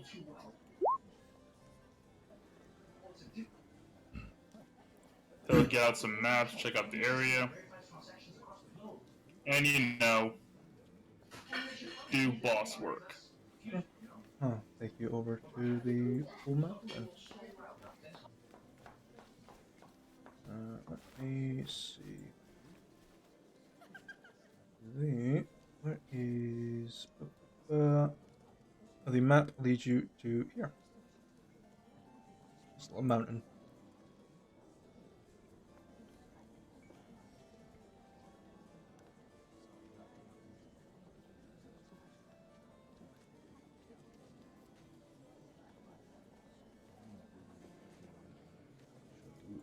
Circle. Move this. I was just trying to copy a few things here. So Blackwood's dead, Lucius is dead, Niobe is captured and in Galador dungeon. Blackwood's sister's a bitch. Oh yeah. But because he's Blackwood's sister, Spitz will not send her a mean letter. Although, yeah, Spitz will feel a bit guilty about the fact that the last thing he sent to Blackwood was, in the end, a condescending letter.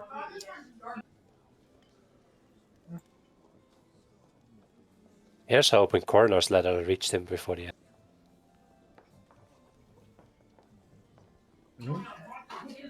And it's called Project Alexander. The secret project that's happening at that institute is called Project Alexander, yeah. And what's the name of the institute? The Blackwood Institute. The good old mountain splitter that Henry was sworn to secrecy about. Took that secret to the grave. Promised he would. And he did. He fucking did. Rank your asses Of course, back as soon as onto he me. was in the grave, his god knew all about it. True enough. And ooh, a snow castle. Very nice. Alright, I'm transitioning away from Spitz because I gotta go pee. I'll be back. Cool.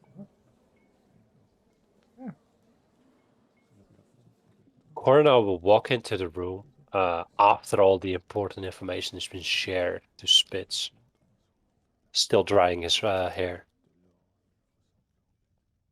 Actually, he doesn't have hair. Yeah, I was thinking, I was like... Polishing his head. bald? There we go. Polishing his head. Turtle wax. Steaming a little bit. You can dry your beard. True, but...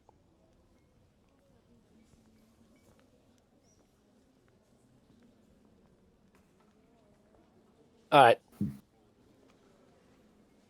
So, when's that royal attaché coming along?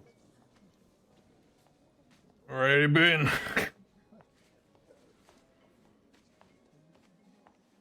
Wait, that was Throg, right? Reacting? No, it was me trying to do a Spitfire impression. Terrible. Ah. It'd be more ranking if I did Oops. that, but never mind. Awkward. Just have Ethan respond to him. It's Ethan. He knows the entire conversation already anyways. Sorry, I'm just... True. There we go. That's what I'm after. Well, the attaché has arrived and been and gone. It was Bloodhound informing us that Blackwood has died. It was his sister that sealed off our accounts. However, we have been given a key to open the business account for the company, as well as directions in order to get keys that will unlock your personal accounts. I do most of my business through the business account anyway. I need that opened up so we can improve this fort again. Well, I do intend to do that as soon as possible. I will have someone sent out to do it, and hopefully it will be done within the next day.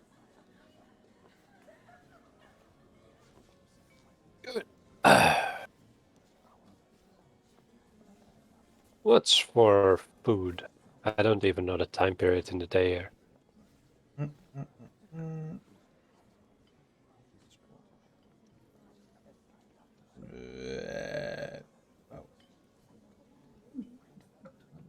Yeah. It's about 2 p.m. Alright.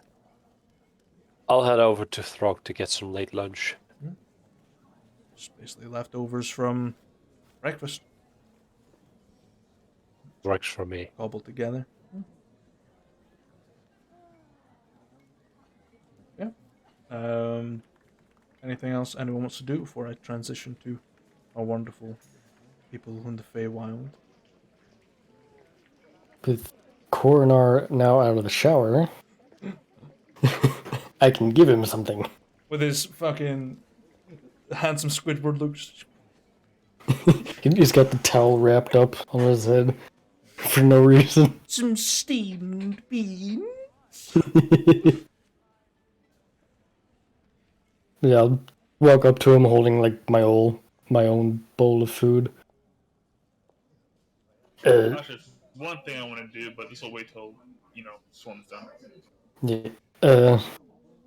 Swarm gets gift from Hazar Meveth, said to bring to someone that wields earth and fire. Swarm assume means blacksmith. I'll hold out the little metal orb. Think you can do anything with this? I'll accept the orb. Is it anything I know? Something you've never seen before. It looks like an alloy, judging by the sort of two-tone, Damascus steel looking stuff, but it's got like this tinge of red and tinge of blue inside. You could probably make a smith's check with intelligence, but it would be a very hard check. It's a very hard to come by material. I'll still make it. There. I need to quickly check. There's something about Smith's checks that gives me advantages, but I don't know if what stat it is about.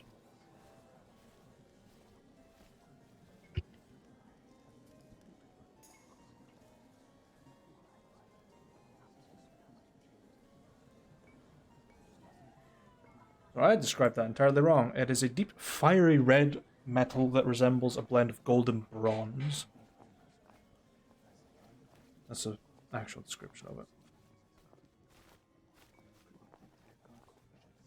Alright, so let's see. Double proficiency bonus for any ability check made with any tool.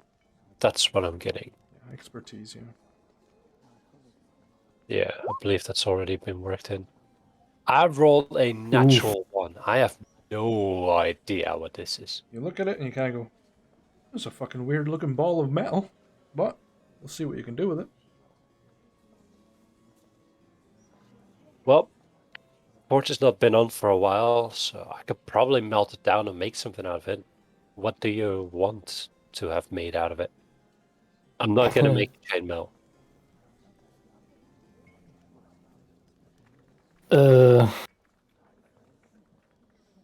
Swarm will look between the ball and you.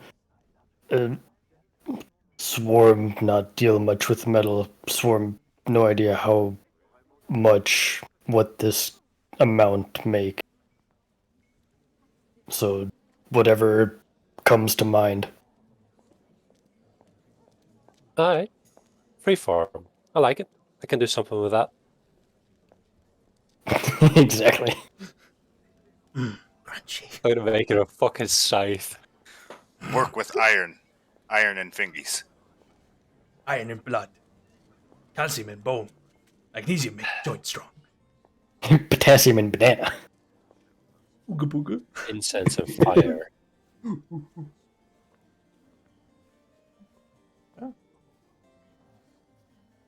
Yeah, I'll take the orb.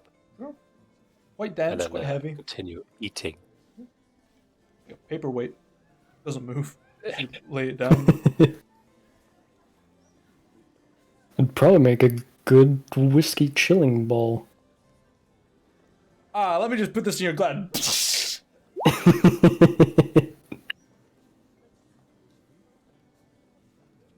There's not enough in it to make a fucking anvil. It's a ball. Yeah, It'd just be a small anvil for minute work. For gnomes. What is this? An anvil for gnomes? Yeah. Yeah. Your hair.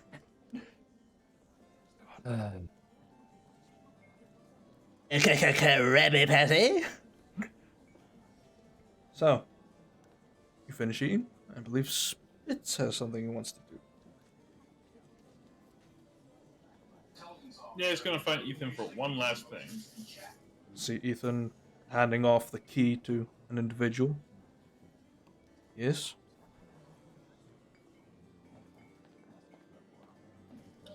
This is again more of a personal mission, but Right.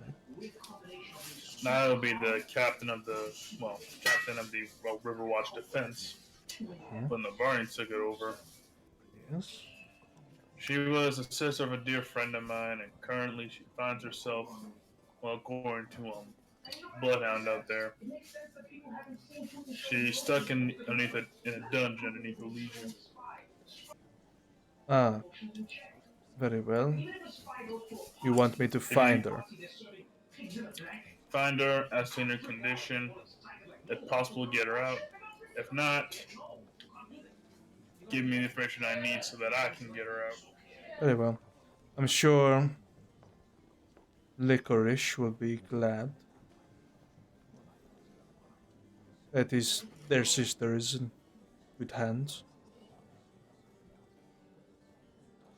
Yeah, I wouldn't have gotten this far without him. So, Well, I appreciate you took care of that. well, it was.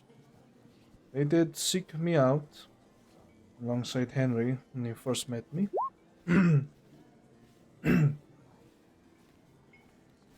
I will easily find it. Take care of it. After all, without Henry and Licorice, I would not be a part of your team. They were the ones that found me, after all. Now you spelled it right. Liquid rice! Thank you, Ethan. No, it's alcohol ice. Licorice. Alright, thank you, Ethan. I really do appreciate that. No worries. I don't like to leave loose ends hanging if I can avoid it. We're done with this job. This is a company concern now. I'm gonna need to go and visit the Blackwoods to find out about Product Alexander. Okay. We're done with this job.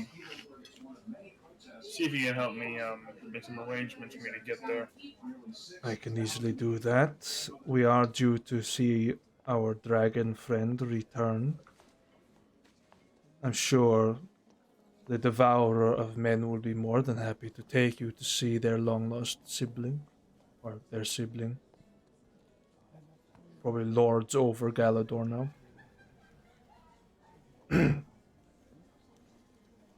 But I'll see what I can do. I'll put some feelers out. Once the mission is done, I won't be able to assign any more people. That's fine. Whoever's down there could be essential in the coming months. I will leave you to the rest of your day. I will continue to monitor events as they unfold. So you now it's supposed to get up and leave. He sort of like goes, one more thing before you leave. Have you seen Rauno? He owes me homework. Spitz will go to Sending Stone and call around now.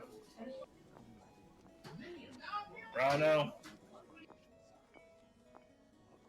Yes. You owe Ethan homework apparently. Where are you? Doing it. Working. I'd be able to focus if you people would stop fucking interrupting me. Alright, well, when you're done, see Ethan as soon as possible.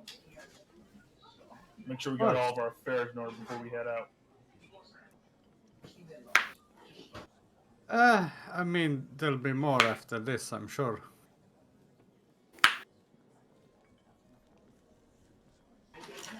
Well, you're a head diplomat, so I got faith in you. Do what you gotta.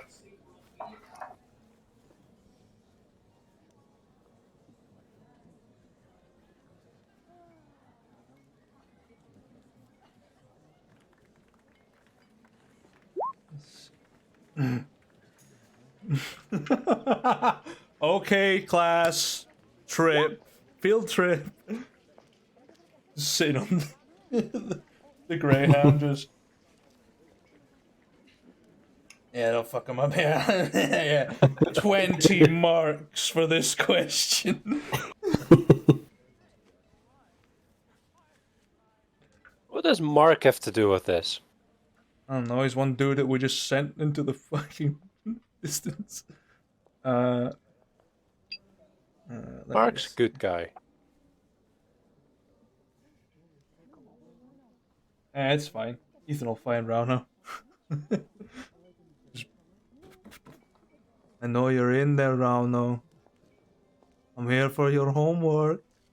Some more lessons to be done. I have a book on advanced Novarian for you too. I picked up on my vacation. Oh, I'm thrilled.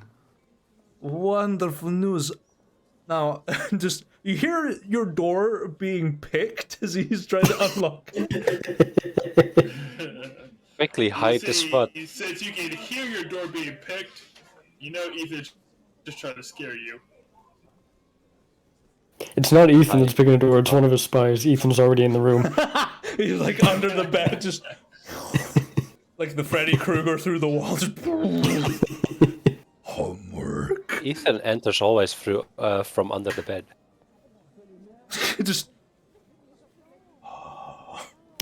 He's under the blanket next to you. eyes just staring. I said under the bed, not in the bed. Yeah, I actually doesn't manage to pick the lock. It rolled a 7 and an 8. It's not enough to pick the locks. The DC for the locks are 20. Can't make these so good. That's the downside of having Ethan test all the locks before they were installed. They've been improved. I'm surprised it doesn't have a key to everything. The next noise you hear is a power drill as he undoes the hinge. You hear some sizzling and burning. You smell thermite. Where'd you get a lightsaber? General Kenobi. Eventually, you just sort of hear the lockpicks come away, and he's just, okay, your door wins this time.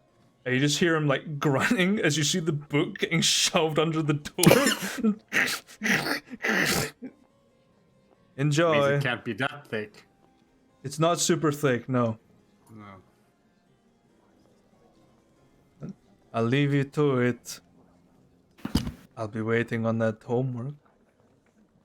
I've got a little more left, but beyond that, I don't think I can teach you anymore. Oh, that is such a shame. Good. Oh, and prepare for your written and verbal exam. I have it already tested. It'll be at the end of your homework.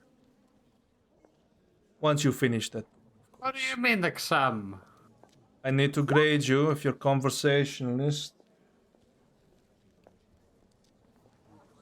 Yes, sure, an oral exam. I will see you in the next couple of weeks to assess your progress. Or I'll have someone watch you from the shadows. Make sure you're doing the work you asked me to give you. Have a nice day, Rauno. You too. You just hear the footsteps marching away. It's quiet. And then you hear the lock clicking again as he's like trying it again. You fucking knew it. It's your fucking door. There's a buzzer in that key. 9 and a nat 1. Yeah, it's a buzzer. You hear them kick the door. Throws his broken lockpicks under the door. Keep them. Doors, man. Trophies of your Trophies of your victory. I'm gonna turn them into quills. Just yes. The student has become the master. Yeah, Ethan is. He's just back from vacation. He's not top tier yet. He's not back to his full form. He needs to get some better lockpicks. Will he go? Yeah, he's gonna go get some better lockpicks. Ethan's stubborn as shit. Oh yeah, he is. This is the only door he's not been able to open in the entire fortress. Ah, poor Ethan. Quickly, Rano, arcane lock your lock. Get some dead bolts. Bulkheads. Everything. Lock your way through that, motherfucker. I don't know why I did Kermit. You'll never get in. Anime titties. Oh yeah, everyone loves anime titties. Oh my god, you're gonna destroy anime titties. Anime titties. I'll get you Oh, one day. that woke you up? International news subreddit. It surprised the hell out of me the other day. I'll get this damn door one day. Miss Piggy, bust it down. Not sexual style. I want to get the other side. There's a quirked up white boy. There's a quirked up dwarf boy. Busting it down, diplomat style. Alright, calm down there, Kermit. Miss Piggy knows she needs to open the door or else you become bacon. Right. That's your hostile encounter of the day. And horror. Does Ethan assign dread points? Ethan does not have the ability to assign dread points yet. Yet. Yet. Wait, yet? Yet. We need to level Ethan up. Yeah, Ethan is lower level than you guys. He's level 6. He then needs to stop going on fucking vacation. That's it. That's it. If we gotta do it, right? We just gotta Send him guide into the Ethan. field. Alright, Ethan, that village is filled with Novarians. Even if they don't wear weapons, kill them all. Here's what we do. Alright, we just get Ethan some assistance so they'll handle the paperwork. And we just drag Ethan to Spitz's training yard. He'll be level 9 before the month's out. Or he'll be dead. Hopefully level 9. Just make him kill a whole column of captured Novarians. Yeah, during the day, train with Spitz. During the night, try and catch Swarm's arrows. And at the darkest hours of the morning, claw at Rauno's door with some more lockpicks. Oh, no. When he goes to sleep, Coroner will show up with a hammer and anvil. He's an elf, he doesn't sleep. Patch him on the Make him head. awake. Actually, that's right. He trains so we can double up the training. Well, he needs 4 hours of rest each night. Ethan, you awake? I am in a deep state of meditation. I'd rather you not disturb me. Excellent, means you're awake.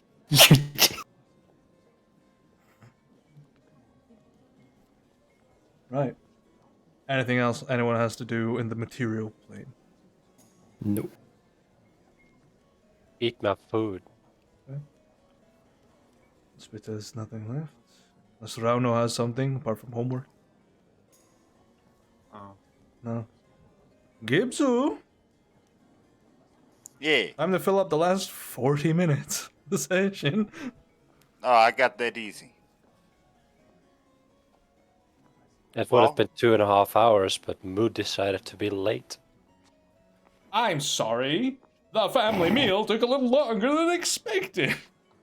It's alright, it just means downtime will go into next session too. Ugh. I got 2 down on my list of 5 things to do this session. Ah!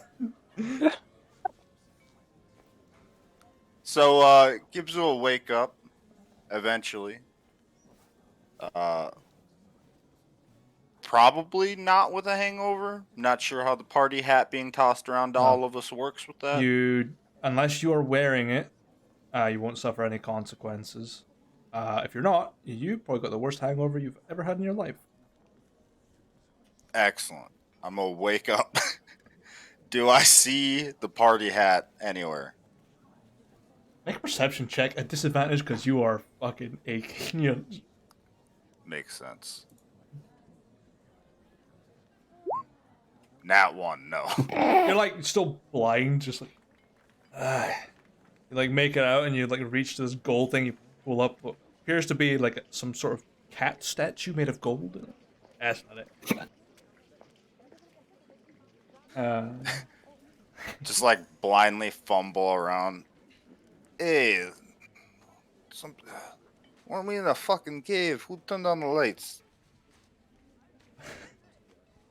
Actually, I'm curious to know, where are you guys?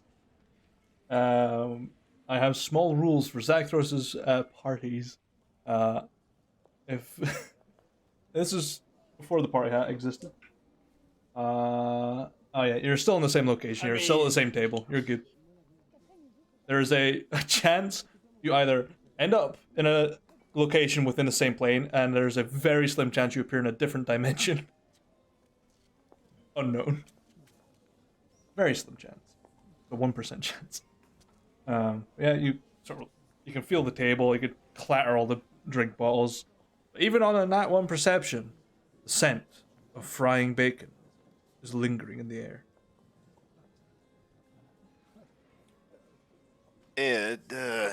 It smells good. I'm gonna keep like I feel the table. I'm gonna like feel over to where the other chairs were and try to like see if I can find another body and slowly feel up to their head to see if there's a crown on anybody's head. You're feeling around and you grab a hold of what you can only assume are like two big old pecs.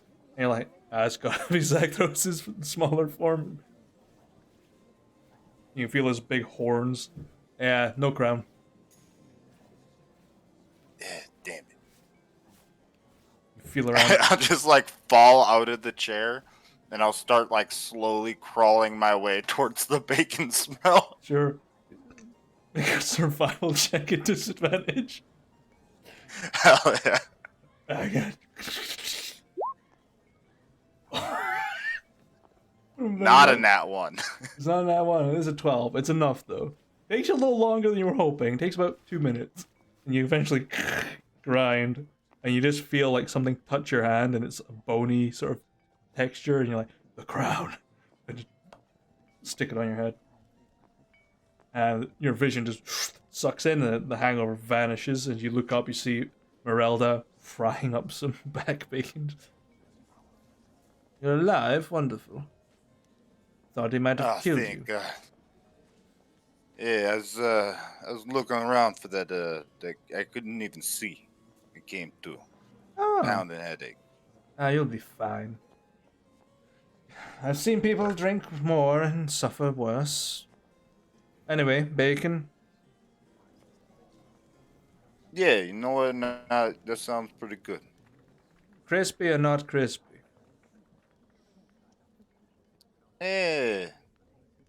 Not crispy. Not crispy. Wonderful.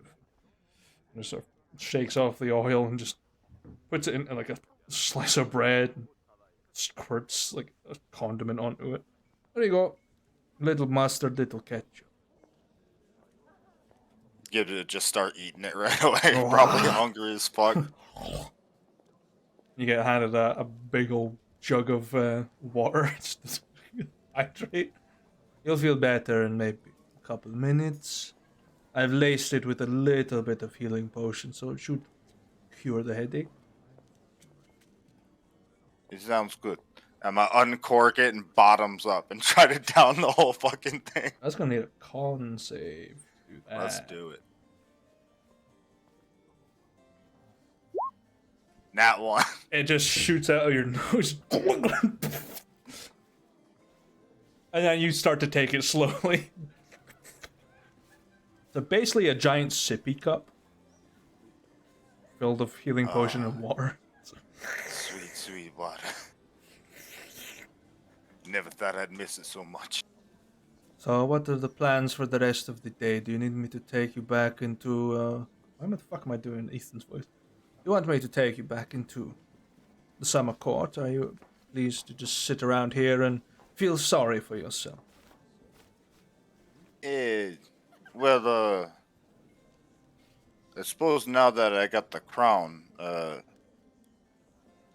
in my readings on it, I heard that it allows a druid to gain a form of a lesser dragon. So I figured I'd ask Zagthros when he wakes up. If he wakes up, you think he died? We drink a lot. No, he is a great worm, so it would take a very high amount of poison to kill him. However, as a Fey Warden, I am in touch with people that are Drake Wardens, so you might be able to find someone with a dragon. I myself own a pet dragon. Yeah.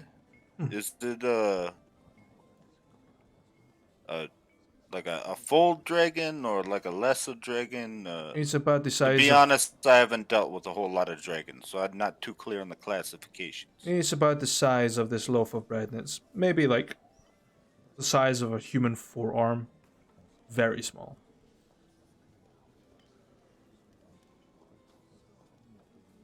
I mean, if you don't mind me watching it for a while to try to gain its form, sure. Good luck trying to concentrate on it. It is, what do you say? It is very much an attention seeker and always wants to play with people. So try not to indulge it too much. We need to find a tree in order to get back home, so we'll need to travel a little bit. We'll leave Zagthros to feel sorry for himself and just takes the crown off you. I'll take that. Let him suffer a little longer. Gibbs immediately starts wincing and picks up the jug again and starts drinking. Like I said, you'll feel better soon. And she just puts the crown in her bag of holding. Right, come on. Just extinguishes the fire and just starts slowly, just picks you up and starts taking you out as you're just sipping. And heads out into the cold mountains, and the cold air hits your face and the sweat sort of dissipates. It's refreshing. Oh, that feels good. Tree. Took us a day to get here, but take a shortcut, I suppose. Right, hold on, and just sort of fucking coffin holds you and just slides down the mountain. Downside is, her old kneecaps are about to take some falling damage. I should just roll 3 10s at the same time. Ouch. Ouch. Oh, jeez.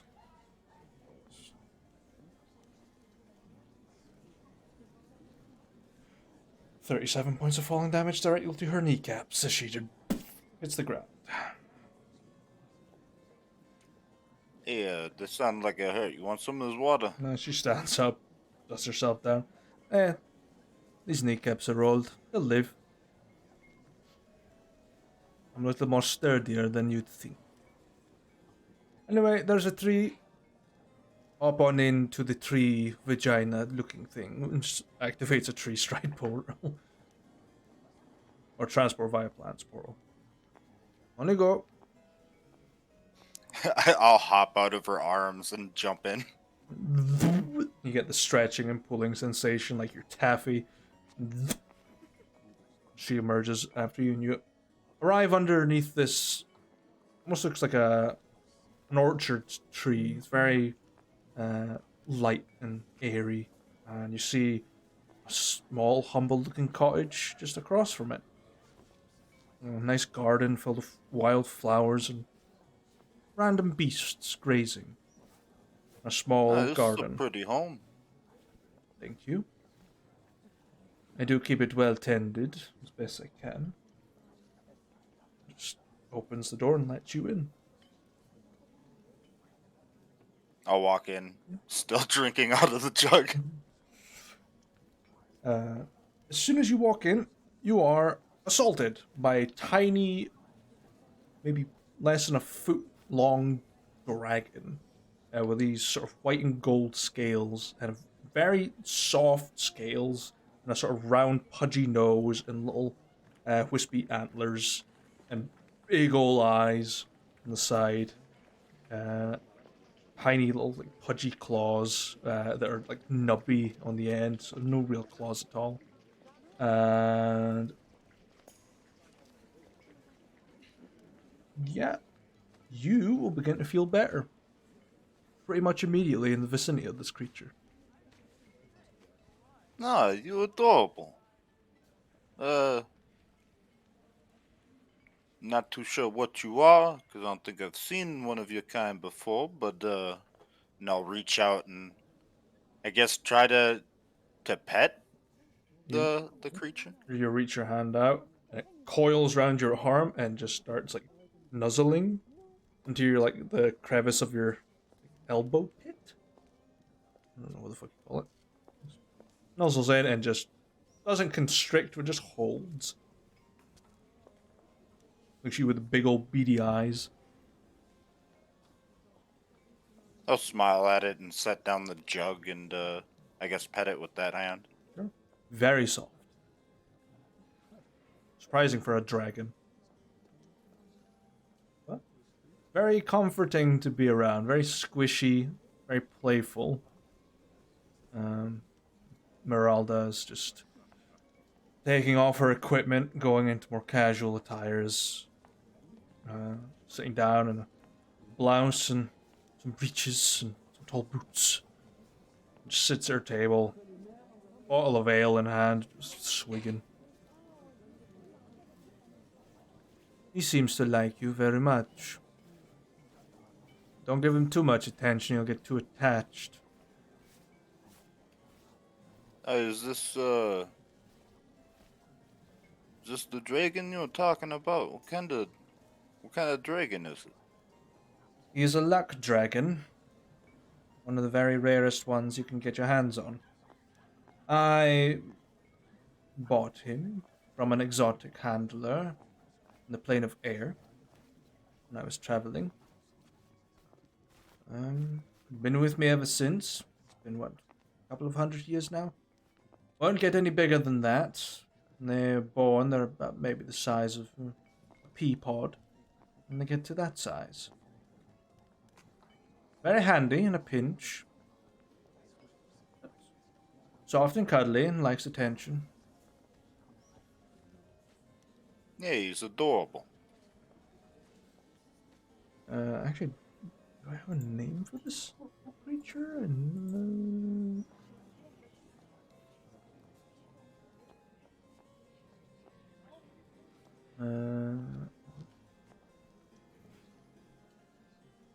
Ozzy is the name of the dragon. Oh, that's cute. Short for Ozymandias. Just calls it Ozzy. I'll give Ozzy scritches as I sit down and Makes like a cat purring noise, like a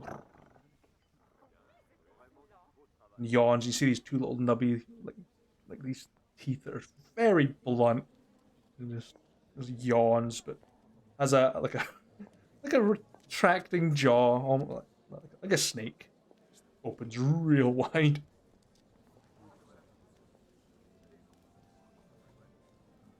Dislocating jaw, So- whatever it's called. I'll pick up the jug again and I'll start drinking, being careful to not spoil the dragon, I guess, under Marilda's guidance, and I'll look at her. You said the dragon tamers in the Feywild.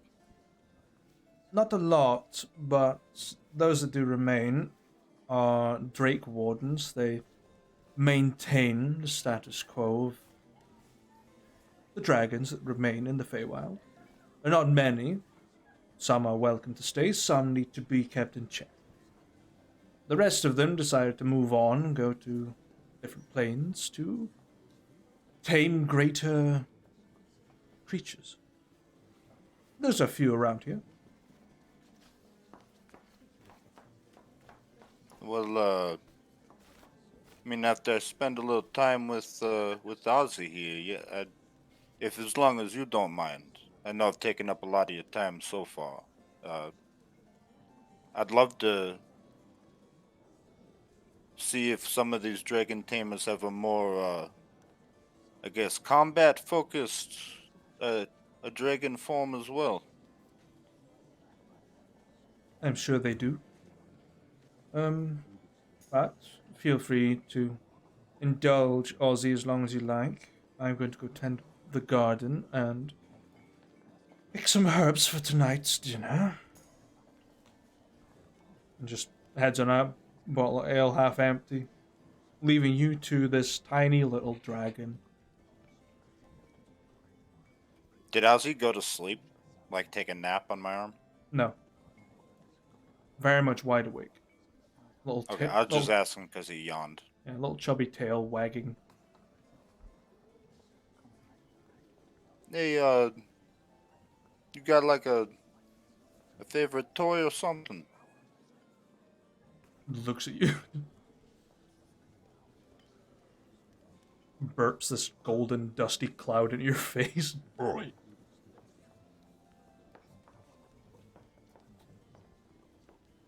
Gives a shrug. Yeah, it works for me. And I'll go back to just giving him scritches and periodically drinking from the water. Sure. And I will study him for, I guess, half of his CR. Half of his CR is a half. He's CR1. Oh, hell yeah, dude. Half an hour. Unless dragons have a special rule with that. No. Okay. Not at all. But, yeah. Luck dragons, very rare. Their breath weapon heals people. And they can, once per day, bestow a luck point to someone. Attacks against them are typically easy enough. They've got an AC of 13. However, they themselves have the lucky feat and can avoid it. Once all of the uses of it are done, you need to consume a gold coin to reuse it again the following day. Okay. That's what they eat, is gold. Expensive pets. For a farmer. I actually don't know necessarily how this works out. In studying a creature to gain its shape, would I discover the fact that they eat gold? I mean, you can sort of see the half-chewed gold coins around the table, the gold dust burp, nubby teeth, good for like bending and biting through very dense objects. Not a combat-orientated dragon in the slightest. They are lawful good, fey dragons. But beyond that, very much a utility creature. And a fun pet. Yeah. I'll look around and make sure that Meralda's out of earshot. Now reach into my bag with my other hand and pull out a gold coin. Hey, I don't know if you're supposed to eat this right now, if it spoils your dinner or something, but if you want it, and I'll hold it over to him. Nubby little claws sort of grab onto it and just the jaw opens wide and just chomp. Just bends it in half and swallows it. Right. Yeah, it's a good little luck dragon. And just falls asleep.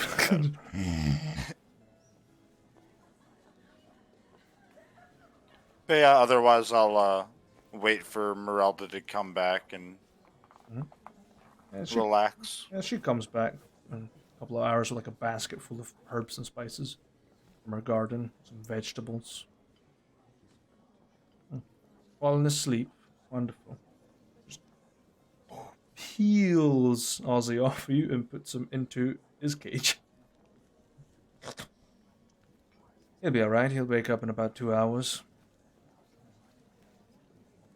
Hey, I like him. He's a cute little guy. Expensive, but get by. So, learner's form. Yeah, pretty quickly actually. I think. I mean, I haven't tried to use it yet. I guess no point in not trying. And Gibbs will like stand up out of the chair and take like a step away from the table and use 2 wild shape charges and try to change into the form of a luck dragon. Your body begins to cover with very soft scales as you slowly shrink down into this noodle length dragon. Tiny. You can you can speak Draconic and understand Draconic in common, but you can't speak Common. Only downside.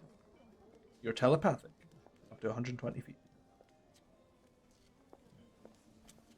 I just do they have? I'm guessing they have flight, right? Yeah, it's not a lot. It's 20 feet. That's all you get.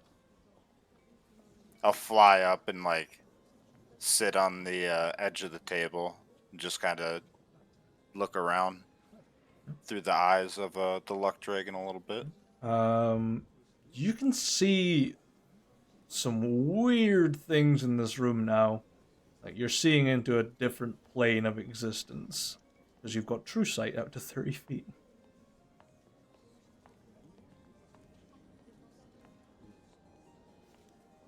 Beyond that, nothing else.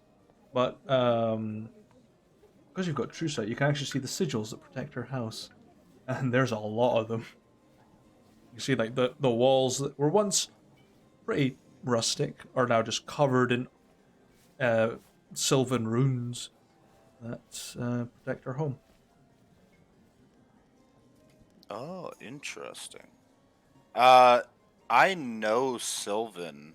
Would I be able to get a gist of what kind of spells she has encasing her home? They're mostly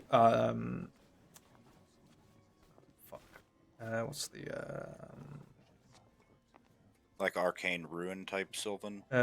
they're like what Melia used to use. I can't remember what okay. the fuck what she actually was. I've forgotten. What do you mean what she was? Like what race she was of Fae. Oh, the immortal ones that literally can't die except for one very specific thing. But the name is Irid. I don't remember. It was like a long and very rarely used name. Melia was what's this? She was fucking. She was something. Wherever she was. Look, I mean, if you have access to David's journal, you could find out it's in there. It was that fucking long ago. I'm not grinding my way through. It'll come to me like in the middle of the night and go fuck.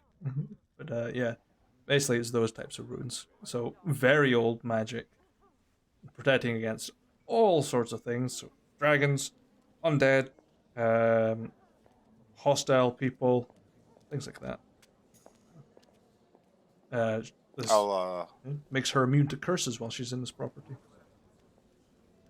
I'll float off of the table and hover again back away from the chair, and I'll drop the form.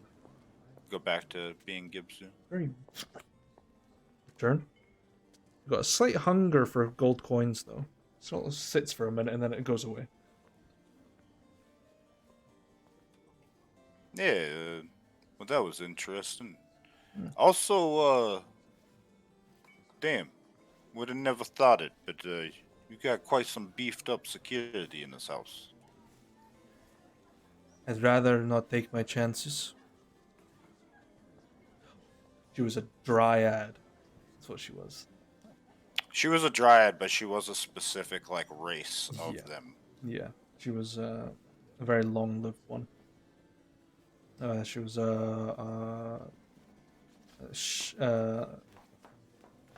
Shantayurian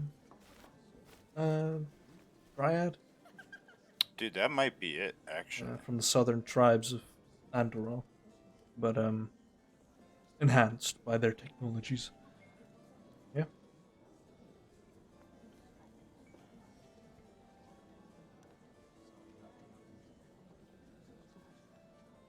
And so, Well, I mean, if you want any help around the house, I mean, it's the least I can do. You've been helping me the past day or two. no, nothing really. I'd rather keep myself to myself. This is a quiet space, and I prefer to keep it that way, and I don't want people rustling about. You can stay if you Fair want, enough. or you can go. Up to you. And sort of jots down a few names on a piece of paper and hands it to you. It's the name of one of the closest Drake Wardens I'm familiar with. I'll look down at it. The individual is called Keterin. Or Keterick, sorry. Yeah. Keterick. They are... they're in the Winter Court.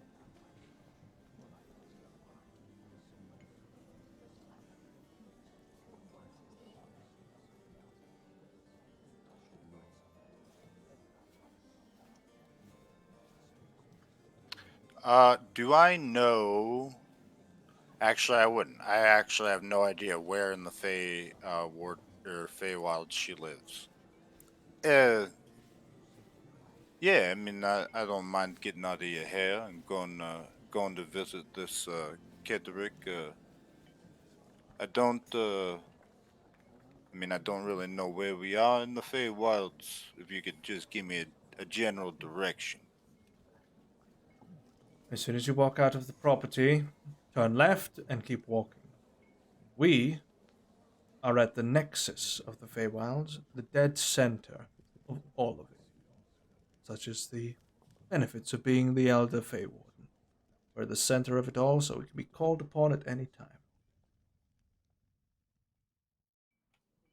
Oh, and I don't think I've ever been to the Winter Court. Anything I should know of beforehand? I guess. Wrap up warm. That's it. They're a little less inviting, quite cold shouldery people, but it's their nature. Beyond that, shouldn't be too hard to find Kedrick. Their Drake is pretty substantial. Ah, okay. I suppose about how far away would you say? Time for the variants to come into effect, right? Get ready for the bad luck, dragon. He makes Bad you dragon. lose at cards. It might take you a week, might take 3 hours, might take you 20 minutes. I'm not 100% sure. Yeah, all right. Fair enough. Well, thank you again. You've done a lot for me, helping me out. You know, I'm sorry to take up so much of your time. It's fine. It's nice to get a little change in the routine, I suppose. But if you ever want to pop back and visit, I'm sure Lorcan can call upon me. He's a little more accessible. Sure. Next time I come to the Feywild, I'll catch up. I mean, I never know exactly how that works out time-wise, but you know, I'll say hi. Very well. Do stay safe and stay warm. Gibbs is just gonna kind of like look up for a second. It's like, yeah, I did give my blanket to that god. I think I could figure something out. And he'll use his last remaining wild shape to partial wild shape. And he's going to take the fur from his wolf form, the wings and eyesight from his bird form. Okay. It should keep me warm enough. You sprout furry wings, essentially. Hell yeah. Yeah. You got these big old owl eyes, big old furry chest, and big old furry wings as you step on out. Yeah, I'll step out, I'll take a left, and then I'll do kind of like a running leap as I flap my wings and try to take off and start flying above the trees west, in whatever left is the direction of. Yeah. It's compasses don't work in the Feywild because it's fucking wild, ironically wild. As you're flying, you see the trees start to change seasons as you get closer and closer. Only feels like you've been flying for maybe 15 minutes. And you see the trees start to die and get this cold air hitting you as you see the snow and ice start to take hold over the ground. You see in the distance an icy palace and some pretty strange looking homes that seem to look like a cross between an igloo and a teepee, but built on top of each other in some sort of strange complex. The streets are roamed quite freely, and it's dark, but it's lit by this faint glow of witchlight. You get there in 20 minutes. You look back. Oh, hell yeah. And you don't see her house anywhere. It's probably a week away. Gibbs would just kind of like shake his head and kind of like mutter to himself out loud. No, there's just so much to the Feywild that I'll never get used to. He'll, I'll try to, I guess, spot any semblance of what could be a guard, I guess, roaming around. Your eyesight's pretty damn good. Won't make you roll for it. There's quite a few of them. They're clad in this sort of icy armor of Agathis style armor with long bidents made of permafrost. Sort of patrolling. I'll, man, this could get me stabbed. I'm gonna, like, land, you know, a decent, like 20, 30 feet away from one of them. And, I guess start walking up to him. Hey, excuse me. Looks at you. Turns. You see the icy blue skin of a winter eladrin. Very somber looking. What? I'm sorry to bother you. I was hoping you could point me in the direction of somebody. Do you, you happen to know where Kederick, the, Drake Warden is? Probably drinking her liver apart in the tavern with her pet flying lizard. I don't know. No one tells me anything here. Alright. I guess could you point me in the direction of the tavern? Give it a shot. It's sort of that way, and just points just further down the street. Can't miss it. Alright, thank you. Sorry to take up the time. Have a decent day. No, I'll try. You too. Yeah. As you walk, you start to see some similarities in the emotions of these people. Most of them are winter fae, so they're very somber, very depressed almost. But they all listen to My Chemical Romance. I gotcha. When I was. Oh yeah, kind of people. But there are a few, normal people walking about, like clad in fur-coated armor and whatnot, just adventurers passing through. And you find yourself at what is the name of this tavern? I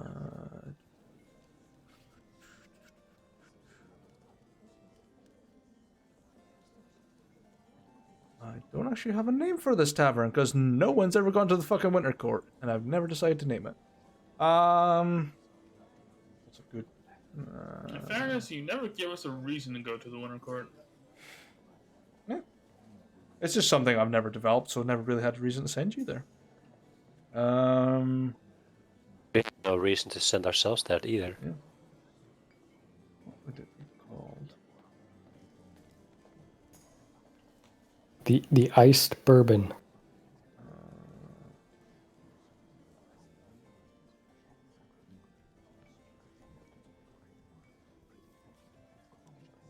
A de-iced bourbon, isn't that just a normal bourbon? The minty rum. Let me see. Peppermint Palace. That sounds like a strip club. Hey, I don't know what these winter people are into. There could be a strip club in the back of the tavern. Weenie Hut Jr.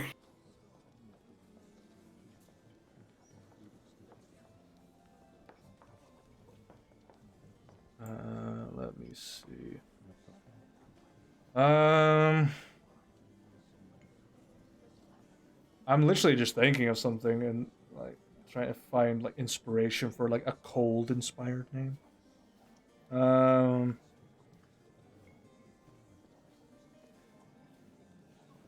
Thermal ferocity. Thermal ferocity. Fuck it. Hell. The one downside to Lucy never showed the thermal ferocity that we were promised from like session 3. Yeah. There we go. And now we'll never see it. Good. This. It's amazing, really. Yoshi gets his characters killed even when he stops playing them. It's amazing. I mean, I did give you a hint as to who killed Lucy, but I don't know.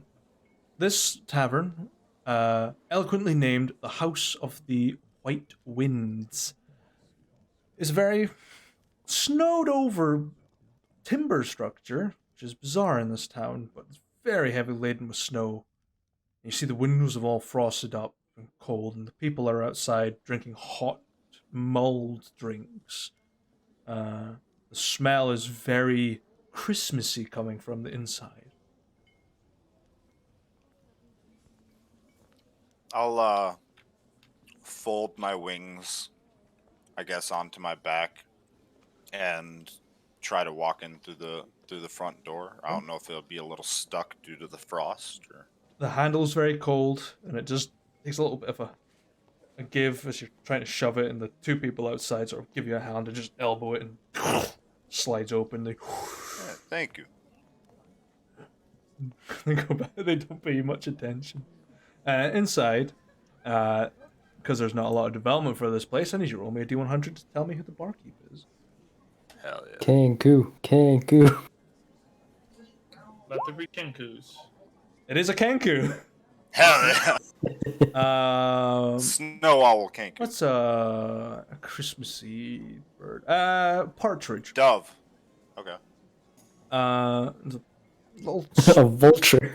small chubby partridge serving like hot mulled liquors and whatnot, and very nice looking food.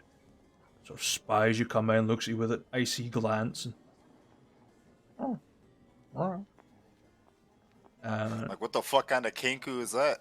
And you can see around is a smattering of people just staring longingly into their drinks.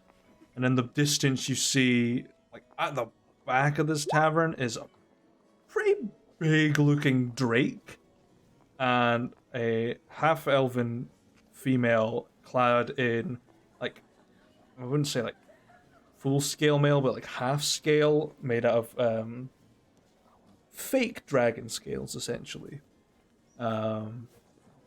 Very tribal tattooed. Big old, like, beast scar across the side of the head. A couple of chunks missing out of the ear. laughing uproariously at the very depressed person sitting right across from her. I like her already. Mo walk up to the partridge Kenku. Mhm. Hey, excuse me, not like point over at her. Does that happen to be Kedrick, the Drake Warden? Well, if I know anything, it's probably her. You're a strange-looking one. Why have you come here? Yeah, well, I was spending some time with Marilda, the elder Fey Warden, and I asked she could point me in the direction of somebody, one of the closer Drake Wardens. She pointed me in the direction of Kedrick.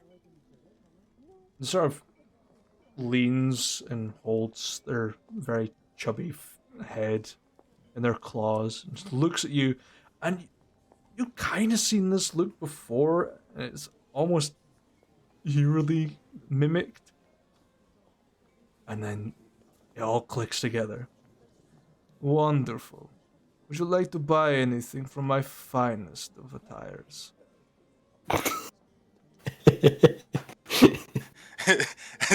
My whole eyes will just give a really weird look, and it'd just be like, What are you staring at?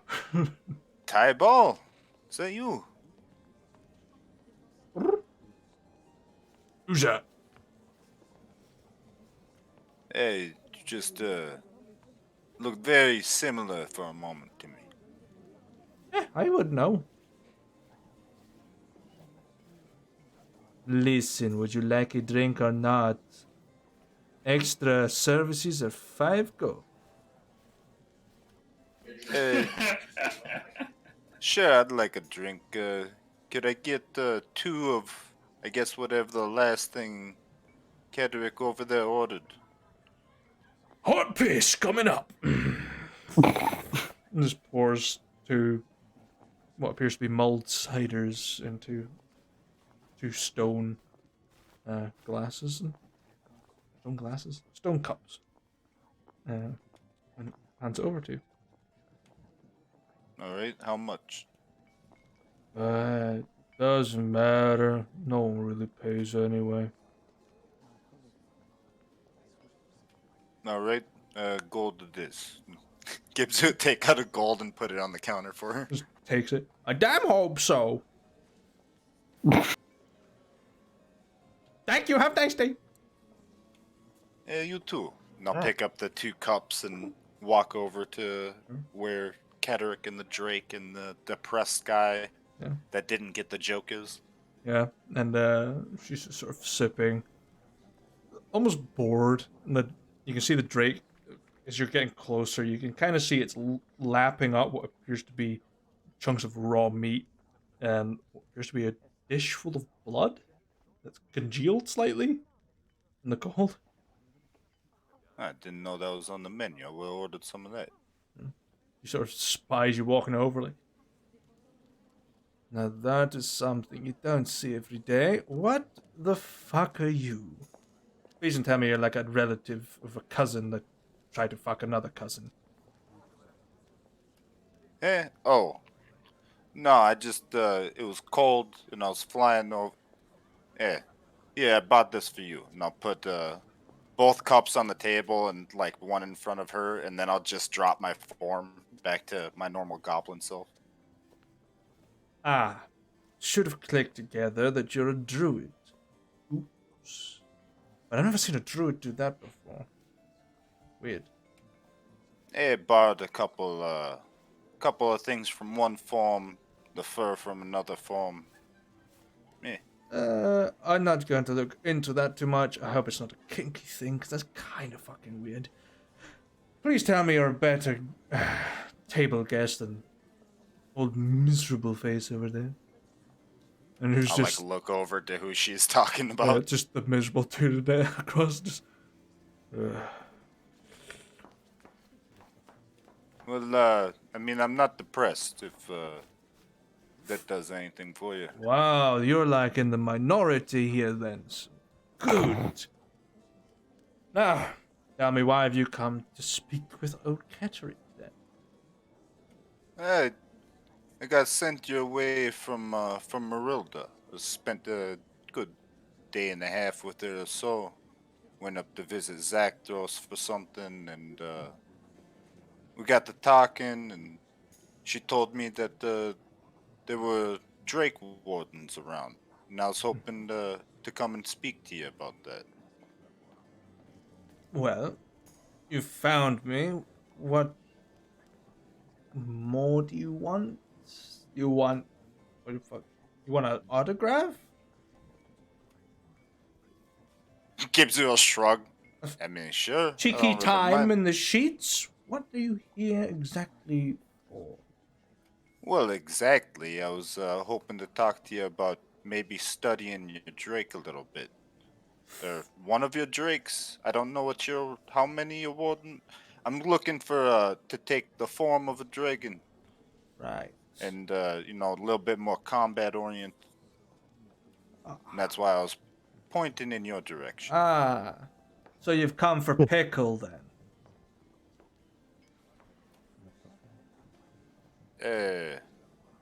I mean, I told you I wasn't here for anything in the bed sheets, but we can talk about that later. I'm good. All right. Let's just At say. least that's cleared up. Let's just say the air in this town makes my tits sag. But You sure that's not like a medical condition? please, dragon's blood has no side effects apart from the half lifespan, and yeah. Never mind. Pickle, and the Drake just looks up, just blood curdling down the face.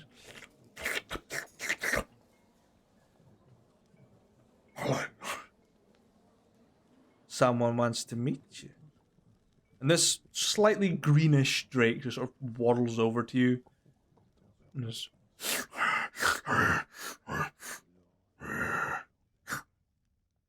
and sits down. Yeah, it's nice to meet you, Pickles.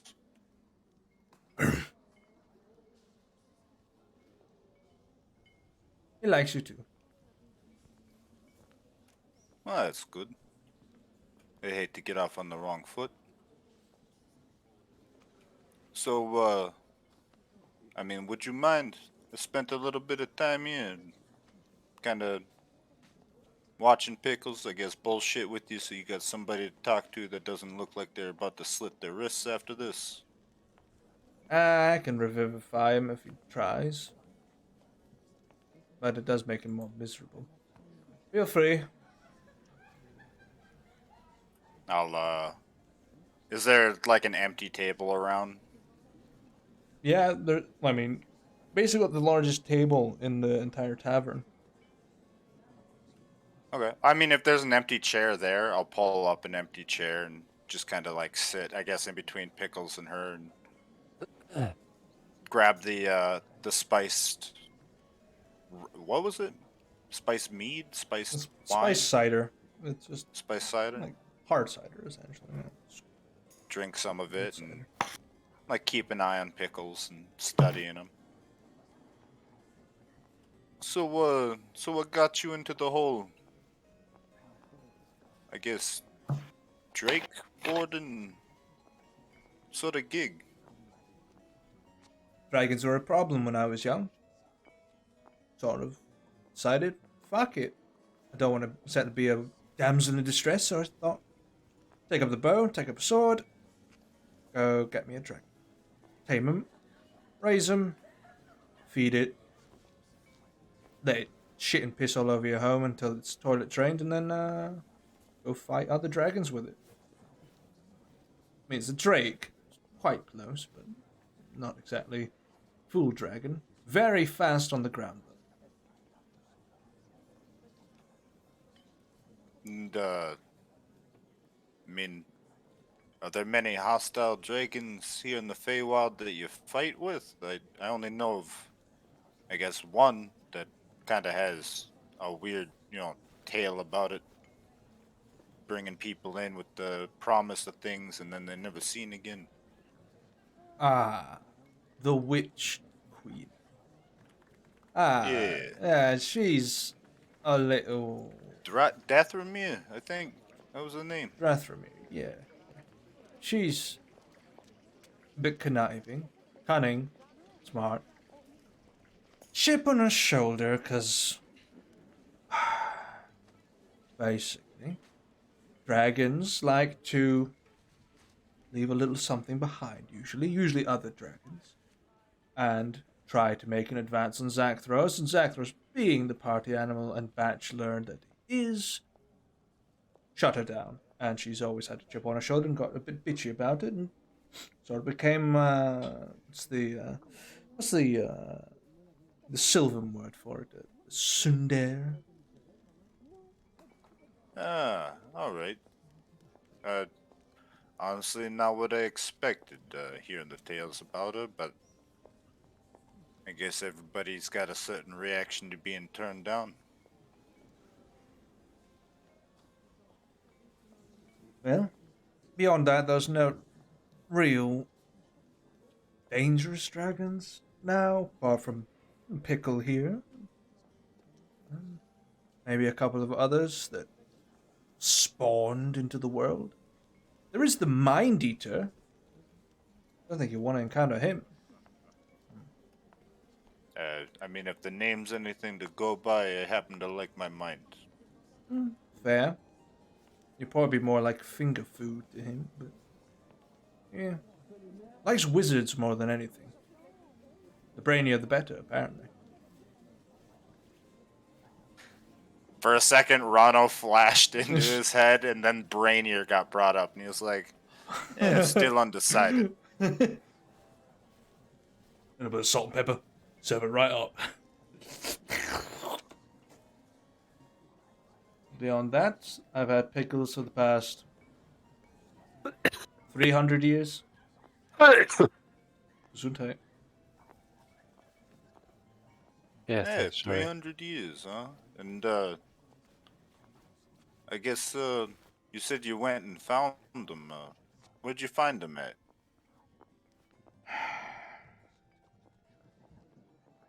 Couldn't really tell you if I'm honest. It was I was just traveling around, as you do, and stumbled across this big pond, essentially. And he was drinking from it, trying to catch a couple of fish in there. Thought, that's the perfect sized creature to start. Very, lot smaller than he was, than he is now. Mostly a pup. But, beyond that, some say it was, you know what it was? It was the pond full of giant fish, mostly goldfish. But, yeah, seems to like a little bit of raw meat, a little bit of curdled blood now and then. Feed him Yeah, twice a something day. me and Pickles got in common then. Breath does absolutely stink, though. But the acid and the poison tends to get rid of that. Acid and poison. I didn't know, well, I mean, to be honest with you, I don't know a whole lot about dragons, but, I thought they kind of stuck to one element sort of thing. Poisonous blood, acidic breath.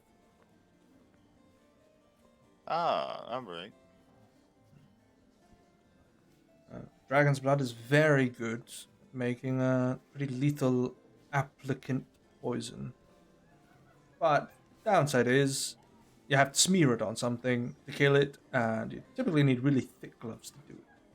Preferably ones that don't have any holes. Ah, it's good to know. don't get dragon's blood on you. Ah. Noted. I just call it pickle juice. At this point, it is green. Gibbs would give a chuckle at that. Oh, by the way, just realized, it was awful rude to me. I never actually introduced myself. Gibzu Grand Gobble Shaman. Nice to meet you. I will give you the nice and sweet and short name, Kettering.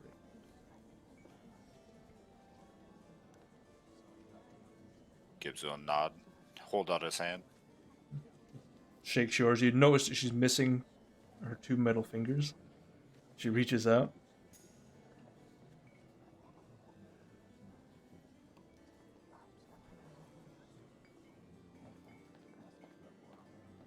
So, I mean, not to be insulting or anything, but I've noticed since I arrived here, not a very lively sort of town. What I guess what do you do around here for fun? Well, do many things around here. I like to typically cause a scene. There's no one will do fucking anything. They're too miserable to do anything. You could rob someone blind and they'd appreciate it. It'd just make their day worse than they already think it is. Well, to be honest with you, I think the entire place could do with a little perk up. I hear there's some wonderful natural drugs in the forest nearby that could definitely liven things up here. But, beyond that, winter fae are typically miserable bastards because it's the end of the season/year and they're always reflective and moody and brooding. You should meet the Winter Queen. Oh, by the gods. She's so miserable. She cries every time you compliment her. Oh, it's so nice. Someone complimented me. Oh, my makeup's melting. Please. So you're supposed to insult her instead, sort of thing? Oh, no, I wouldn't do that. She would kill you. It would take a long time because they can't be bothered half the time. They'll just leave you in a cell and forget to lock it because they forgot. Or they'll be miserable if you ask them a lot and they'll get bored and they'll just let you out. That's why I like this place. Get away with murder, pretty much. And I've had to, because Pickle ate 3 people. Isn't that right? Pickle just scratches under the chin and there's like the dog-like pat. I mean, to be fair, it's probably the highlight of their life. Probably. It's probably the most excitement the entire place has seen. Nonetheless, I leave you with Pickle. Just study him. Sure. Very well. I appreciate that. Just sort of points at him like aggressive, like someone scolding their dog. Pickle, be good. If he tries to touch you, don't bite him. Don't want another murder trial. 2 fucking years. Right. Be nice. And you too, Gibsu. And she just grabs her drink and moves to the bar. Leaving you with this big, meaty dog. I'll hold out my hand so that Pickles can get a sniff. Right. I need to make a wisdom saving throw for Pickle. Yes. Yes, I thought this might happen. Now, this wasn't party killer, but that one suggests a big bite's about to come. Oh boy. What's your AC sitting at? 15. 15. So... Yeah, you're gonna take a mean old bite of your arm, because it's a plus PB is proficiency bonuses. Oh yeah, he takes a big old bite. Like, yeah, kid, move along. This is why we do the stupid shit on our downtime.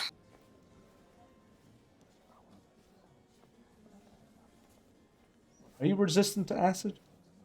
I'm not resistant to anything. Oh, okay. This bite is really fucking. He sounds like he's resistant to living. Actually, not anymore. Well, actually, no. To be perfectly honest, I am resistant to death. Oh, That's that's a good thing, I suppose. so, 17 points of piercing damage and 7 points of acid damage. As he just chomps down.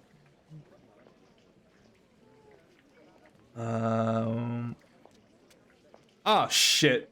Apologies. I need to roll an extra d6. An extra 6 points of acid damage. The bite attack deals an extra d6 of acid damage because of the bond level with this creature. Fucking hell. Gibbs will like wince and then reach out with the other hand to try to scratch him where Kedek scratched him. Make an animal handling check.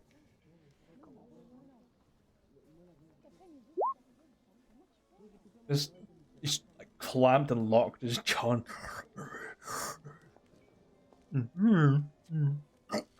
Let's go, and you've got the big meaty bite mark in your arm. And you look, and you can see like a hole that runs right through. So he chomped right through your bone. Yeah, that's gonna take a while to heal. I won't come out in the wash. I just keep giving them scritches for a little bit, and then I'll go back to drinking my my hard cider, and I guess what CR is he? He's CR 9. Oh, then I can't gain his form. Can you not? I don't think. I think I'm Is he locked CR9? behind CRs. I can't gain. I don't think I can ever gain a CR9 form, even at level 20. I think he's CR9. I think at level 15 I can gain CR5. Sorry, I'm looking at a different thing. I was reading. Unless dragon things are different. I don't know. I was reading the wrong bit. The actual challenge rating. I was reading a different thing. It's on his thing. It's like 5+ something. CR6. Yeah. So I think I would be able to gain his form at. You can still learn it. Nothing's stopping you. It just means you wouldn't be able to use it. Yeah. I wouldn't be able to. I'm trying to figure out what level I'd be able to use it at, though. Level 18. End game. Yeah, I pretty mean, much. has some meaty hit points and some really scary speed on him. And armor class is really good too. So yeah, you'll end up spending 6 hours with Pickle. Jeez. Who is a green drake. And I'll give you the stats, but I'll give you like the stat block later. Just for now. AC of 20. Base hit points of 105. And has 20 d10 hit dice. A walking speed of 70 feet. Strength or base. This is from what you can gather, including what bit you. Strength of 16, Dex of 12, Con of 15, Int of 8, Wisdom of 14, and Charisma of 8. Immune to acid damage. Has dark vision out to 60 feet. Has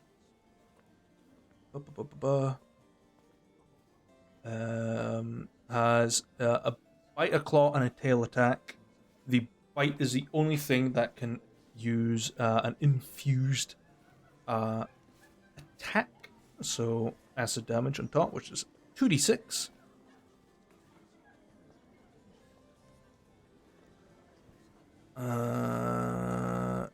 Bite attack 2d8 plus 3. There's a plus 9 to hit. On the bite, claw attack does a d6. Tail attack does a d6.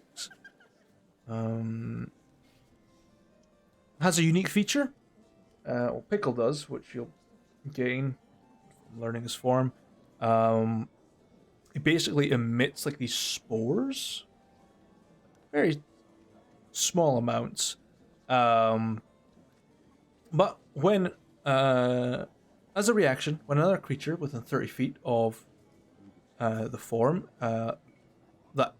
you can see hits a target with a weapon attack, i.e. ranged or melee, you can infuse that attack with additional parts of the draconic essence, dealing an additional d6 of acid damage. Ooh. Like a buff aura for attacks. Yeah, essentially. It's a reaction to use it. And it basically emits these acidic spores in a direction. Does not have a breath weapon, as far as I'm aware. No. Does not have a breath weapon. I'm trying to see if there's anything else. Size is large. And that's it. Okay.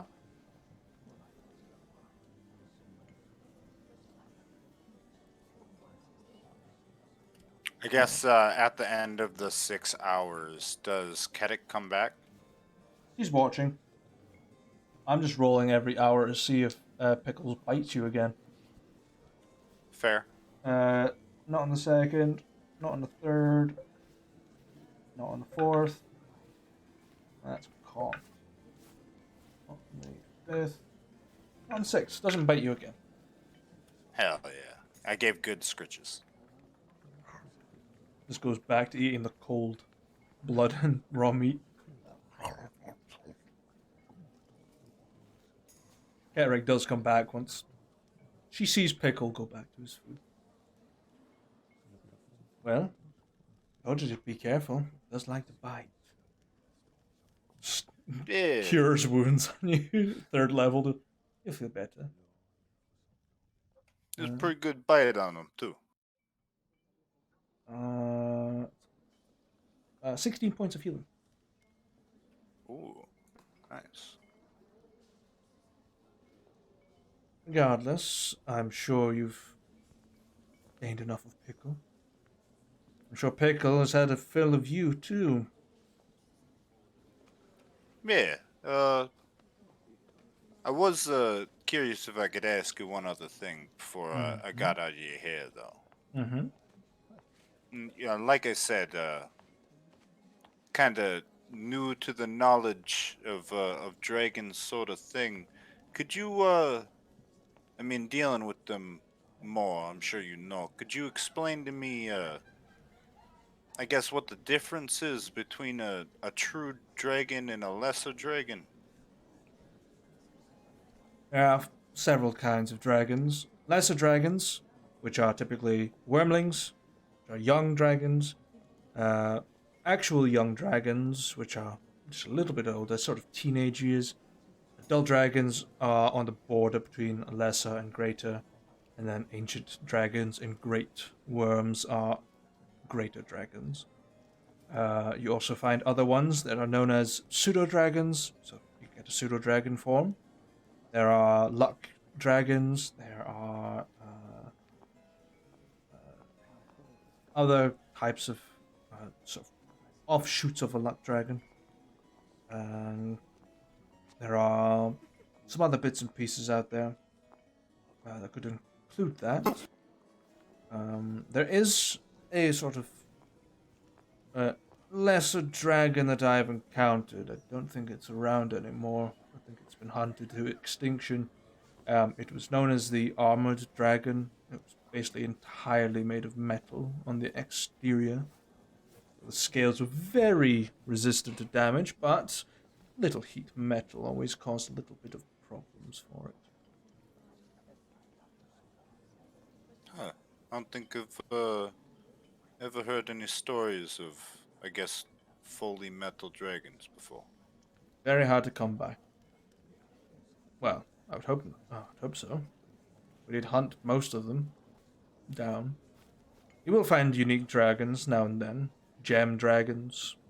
You might find there's a couple of curious cases of what is come to known in the trade as the gilded dragons, which are typically ones that enhance themselves with bits and pieces. Some that cover themselves in thick layers of rock. There are ones that will shroud themselves in magma. Lots of different things. And Pickle here is a offshoot of a spore dragon, little myconid creature, related to the green dragon, though. Very acidic. Ah, all right. Well, thank you for your time. I appreciate it. And letting me borrow Pickles for a little bit. I'm sure he enjoyed himself. I mean, I'd hope. I'd like to think that I give, good scratch every now and again. Tend to be liked by some most animals and things that I like. And she just sort of like leans down to Pickle. And... Is he nice? Pickle just sort of. I'll take that as a yes. You did okay. One bite's not too bad. Took those 2 fingers off me. Just holds up her missing fingers. Does a little poke through the arms, not too bad. Anime, Mr. Gibzu. Is there nothing else I can do you for? I mean, if you had, I guess, any kind of spare information or books or something about dragons that you wouldn't mind me borrowing or taking a look at some point. Other than that, I guess the only thing I could really ask is pointing me back in the direction of, I guess, the Summer Court or the Nexus or one of the two.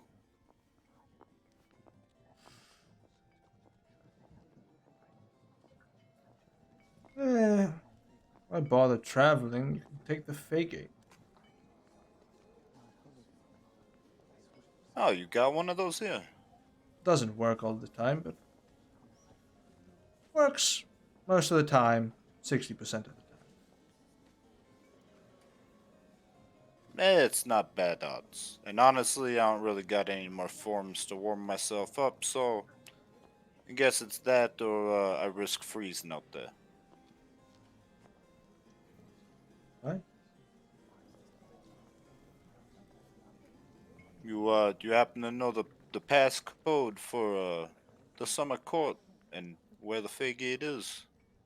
Fagate's down the road, just to the left, as you come to the crossroads. I don't know the password to the Summer Court. They don't have a Fagate. An active one, anyway. You might be able to find your way to a nearby location.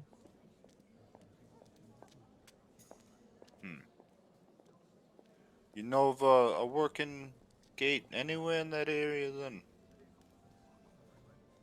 Nope. Haven't been back to the Summer Court in 212 years, give or take. 50. It gives you to think about it then. It's like, yeah, actually, I wonder. And he'll reach into his bag and he'll pull out the book of Faygates and passwords that Swarm once had and never used. Okay. And open it up and see if he can find a Faygate password. The book you stole from me. Fuck you. If you don't read it, it's mine. It's like literally winging Faygates. Like, yeah. No, I looked. Hey, it's worked every time so far. Works every time, 60%.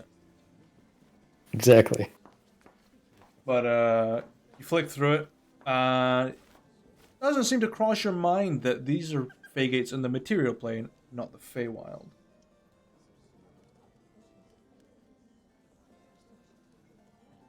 Oh, all right. I didn't know if there were any of the Feywild ones in there too or not. They're all for the network, mostly.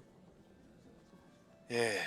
Well, unfortunately, this book doesn't have anything either. Then, well, I guess can you give me a general direction of it? I'll rent a room here for the night, and that way I can get there pretty safely. She sort of turns in her chair and points at the wall. Go that way, come to a crossroad, turn left, and turn left again as soon as you got maybe 20 feet down. Can't miss it. Covered in ice and snow. Always active because no one bothered to turn it off. No one wants to come here anyway. Turn off the summer court. Turn off the Fey gate. Yeah, no. It's, I mean, I don't know a password to a Fey gate neither. I was wondering if you could point me in the general direction of the summer court. Oh. Turns the other direction and just points back to where you came from. That way. All right. Thank you. Gibbs will finish the last of his hard cider, stand up. Want me to order you another one as thanks? I think I'm good. Besides, Piccolo's almost finished eating. He's got dessert left. Alright. It was nice meeting you, Kedrick. And you too, Pickles. Piccolo just looks up after finishing. Notices the depressed dude still sitting at the table and going to take a mean old bite out of him as pudding. And the dude doesn't even wince or scream. He just kind of looks unbothered. Just, Oh, I can't believe you've done this. just like full alligator mode and grabs him, shakes him violently, and just starts swallowing. It's like, well, it's the great end to my day. Gibbs just shakes his head. Like, out of pure disappointment, shaking his head. He's like, and he looks back at Kedrick before turning around to walk over to the Kenku. Yeah, you know what? These people do need some drugs. Next time I'm in town, if I find some along the way, I'll make sure to bring you some. You could spike the alcohol or something. Fucking goddamn. Spies! What you want? You wanna come in back room? Not unless there's a room that you're renting to stay the night. I'm just looking for a room that I can sleep in for the night. And sort of waddles around and pulls from a keychain, hands you a random key.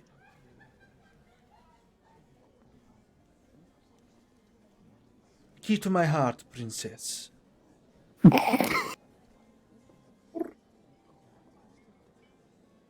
You know, I appreciate that. And how much is that key? It's free. Free money. All right. I mean, I appreciate that too. I'll see you in the morning. Super salad. I don't know, eggs and bacon if you got it, but Tossing salad.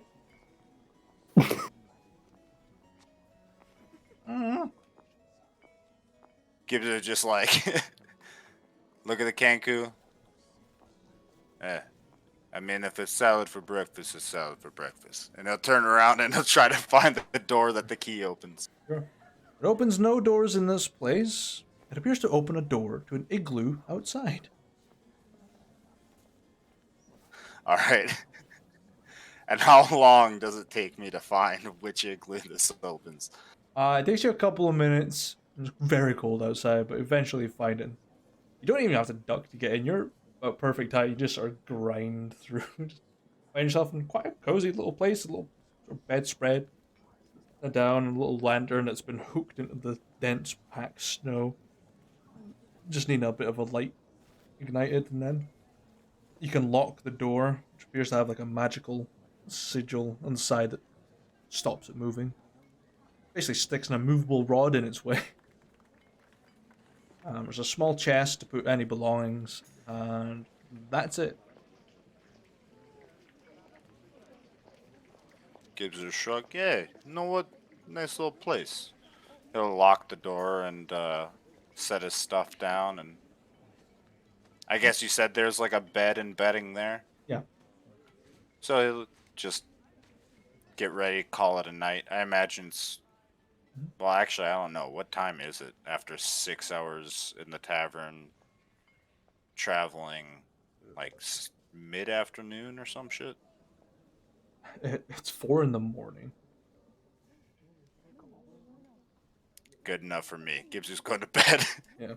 You sort of snuff out the light and lie down in this very thick furred blanket. And as the lights adjust in your eyes, you start to see, you can see the streets around you as you can see out of this igloo, but not inside, as you're lying down. No one's peering in. We do see Pickles regurgitating bones in the back. Right before Gibbsy drifts off to sleep, he'll just like nod slightly and be like, "Good job, Pickles." Fucking go to sleep. And that's over at tonight's session. What a wonderful sight to end the session.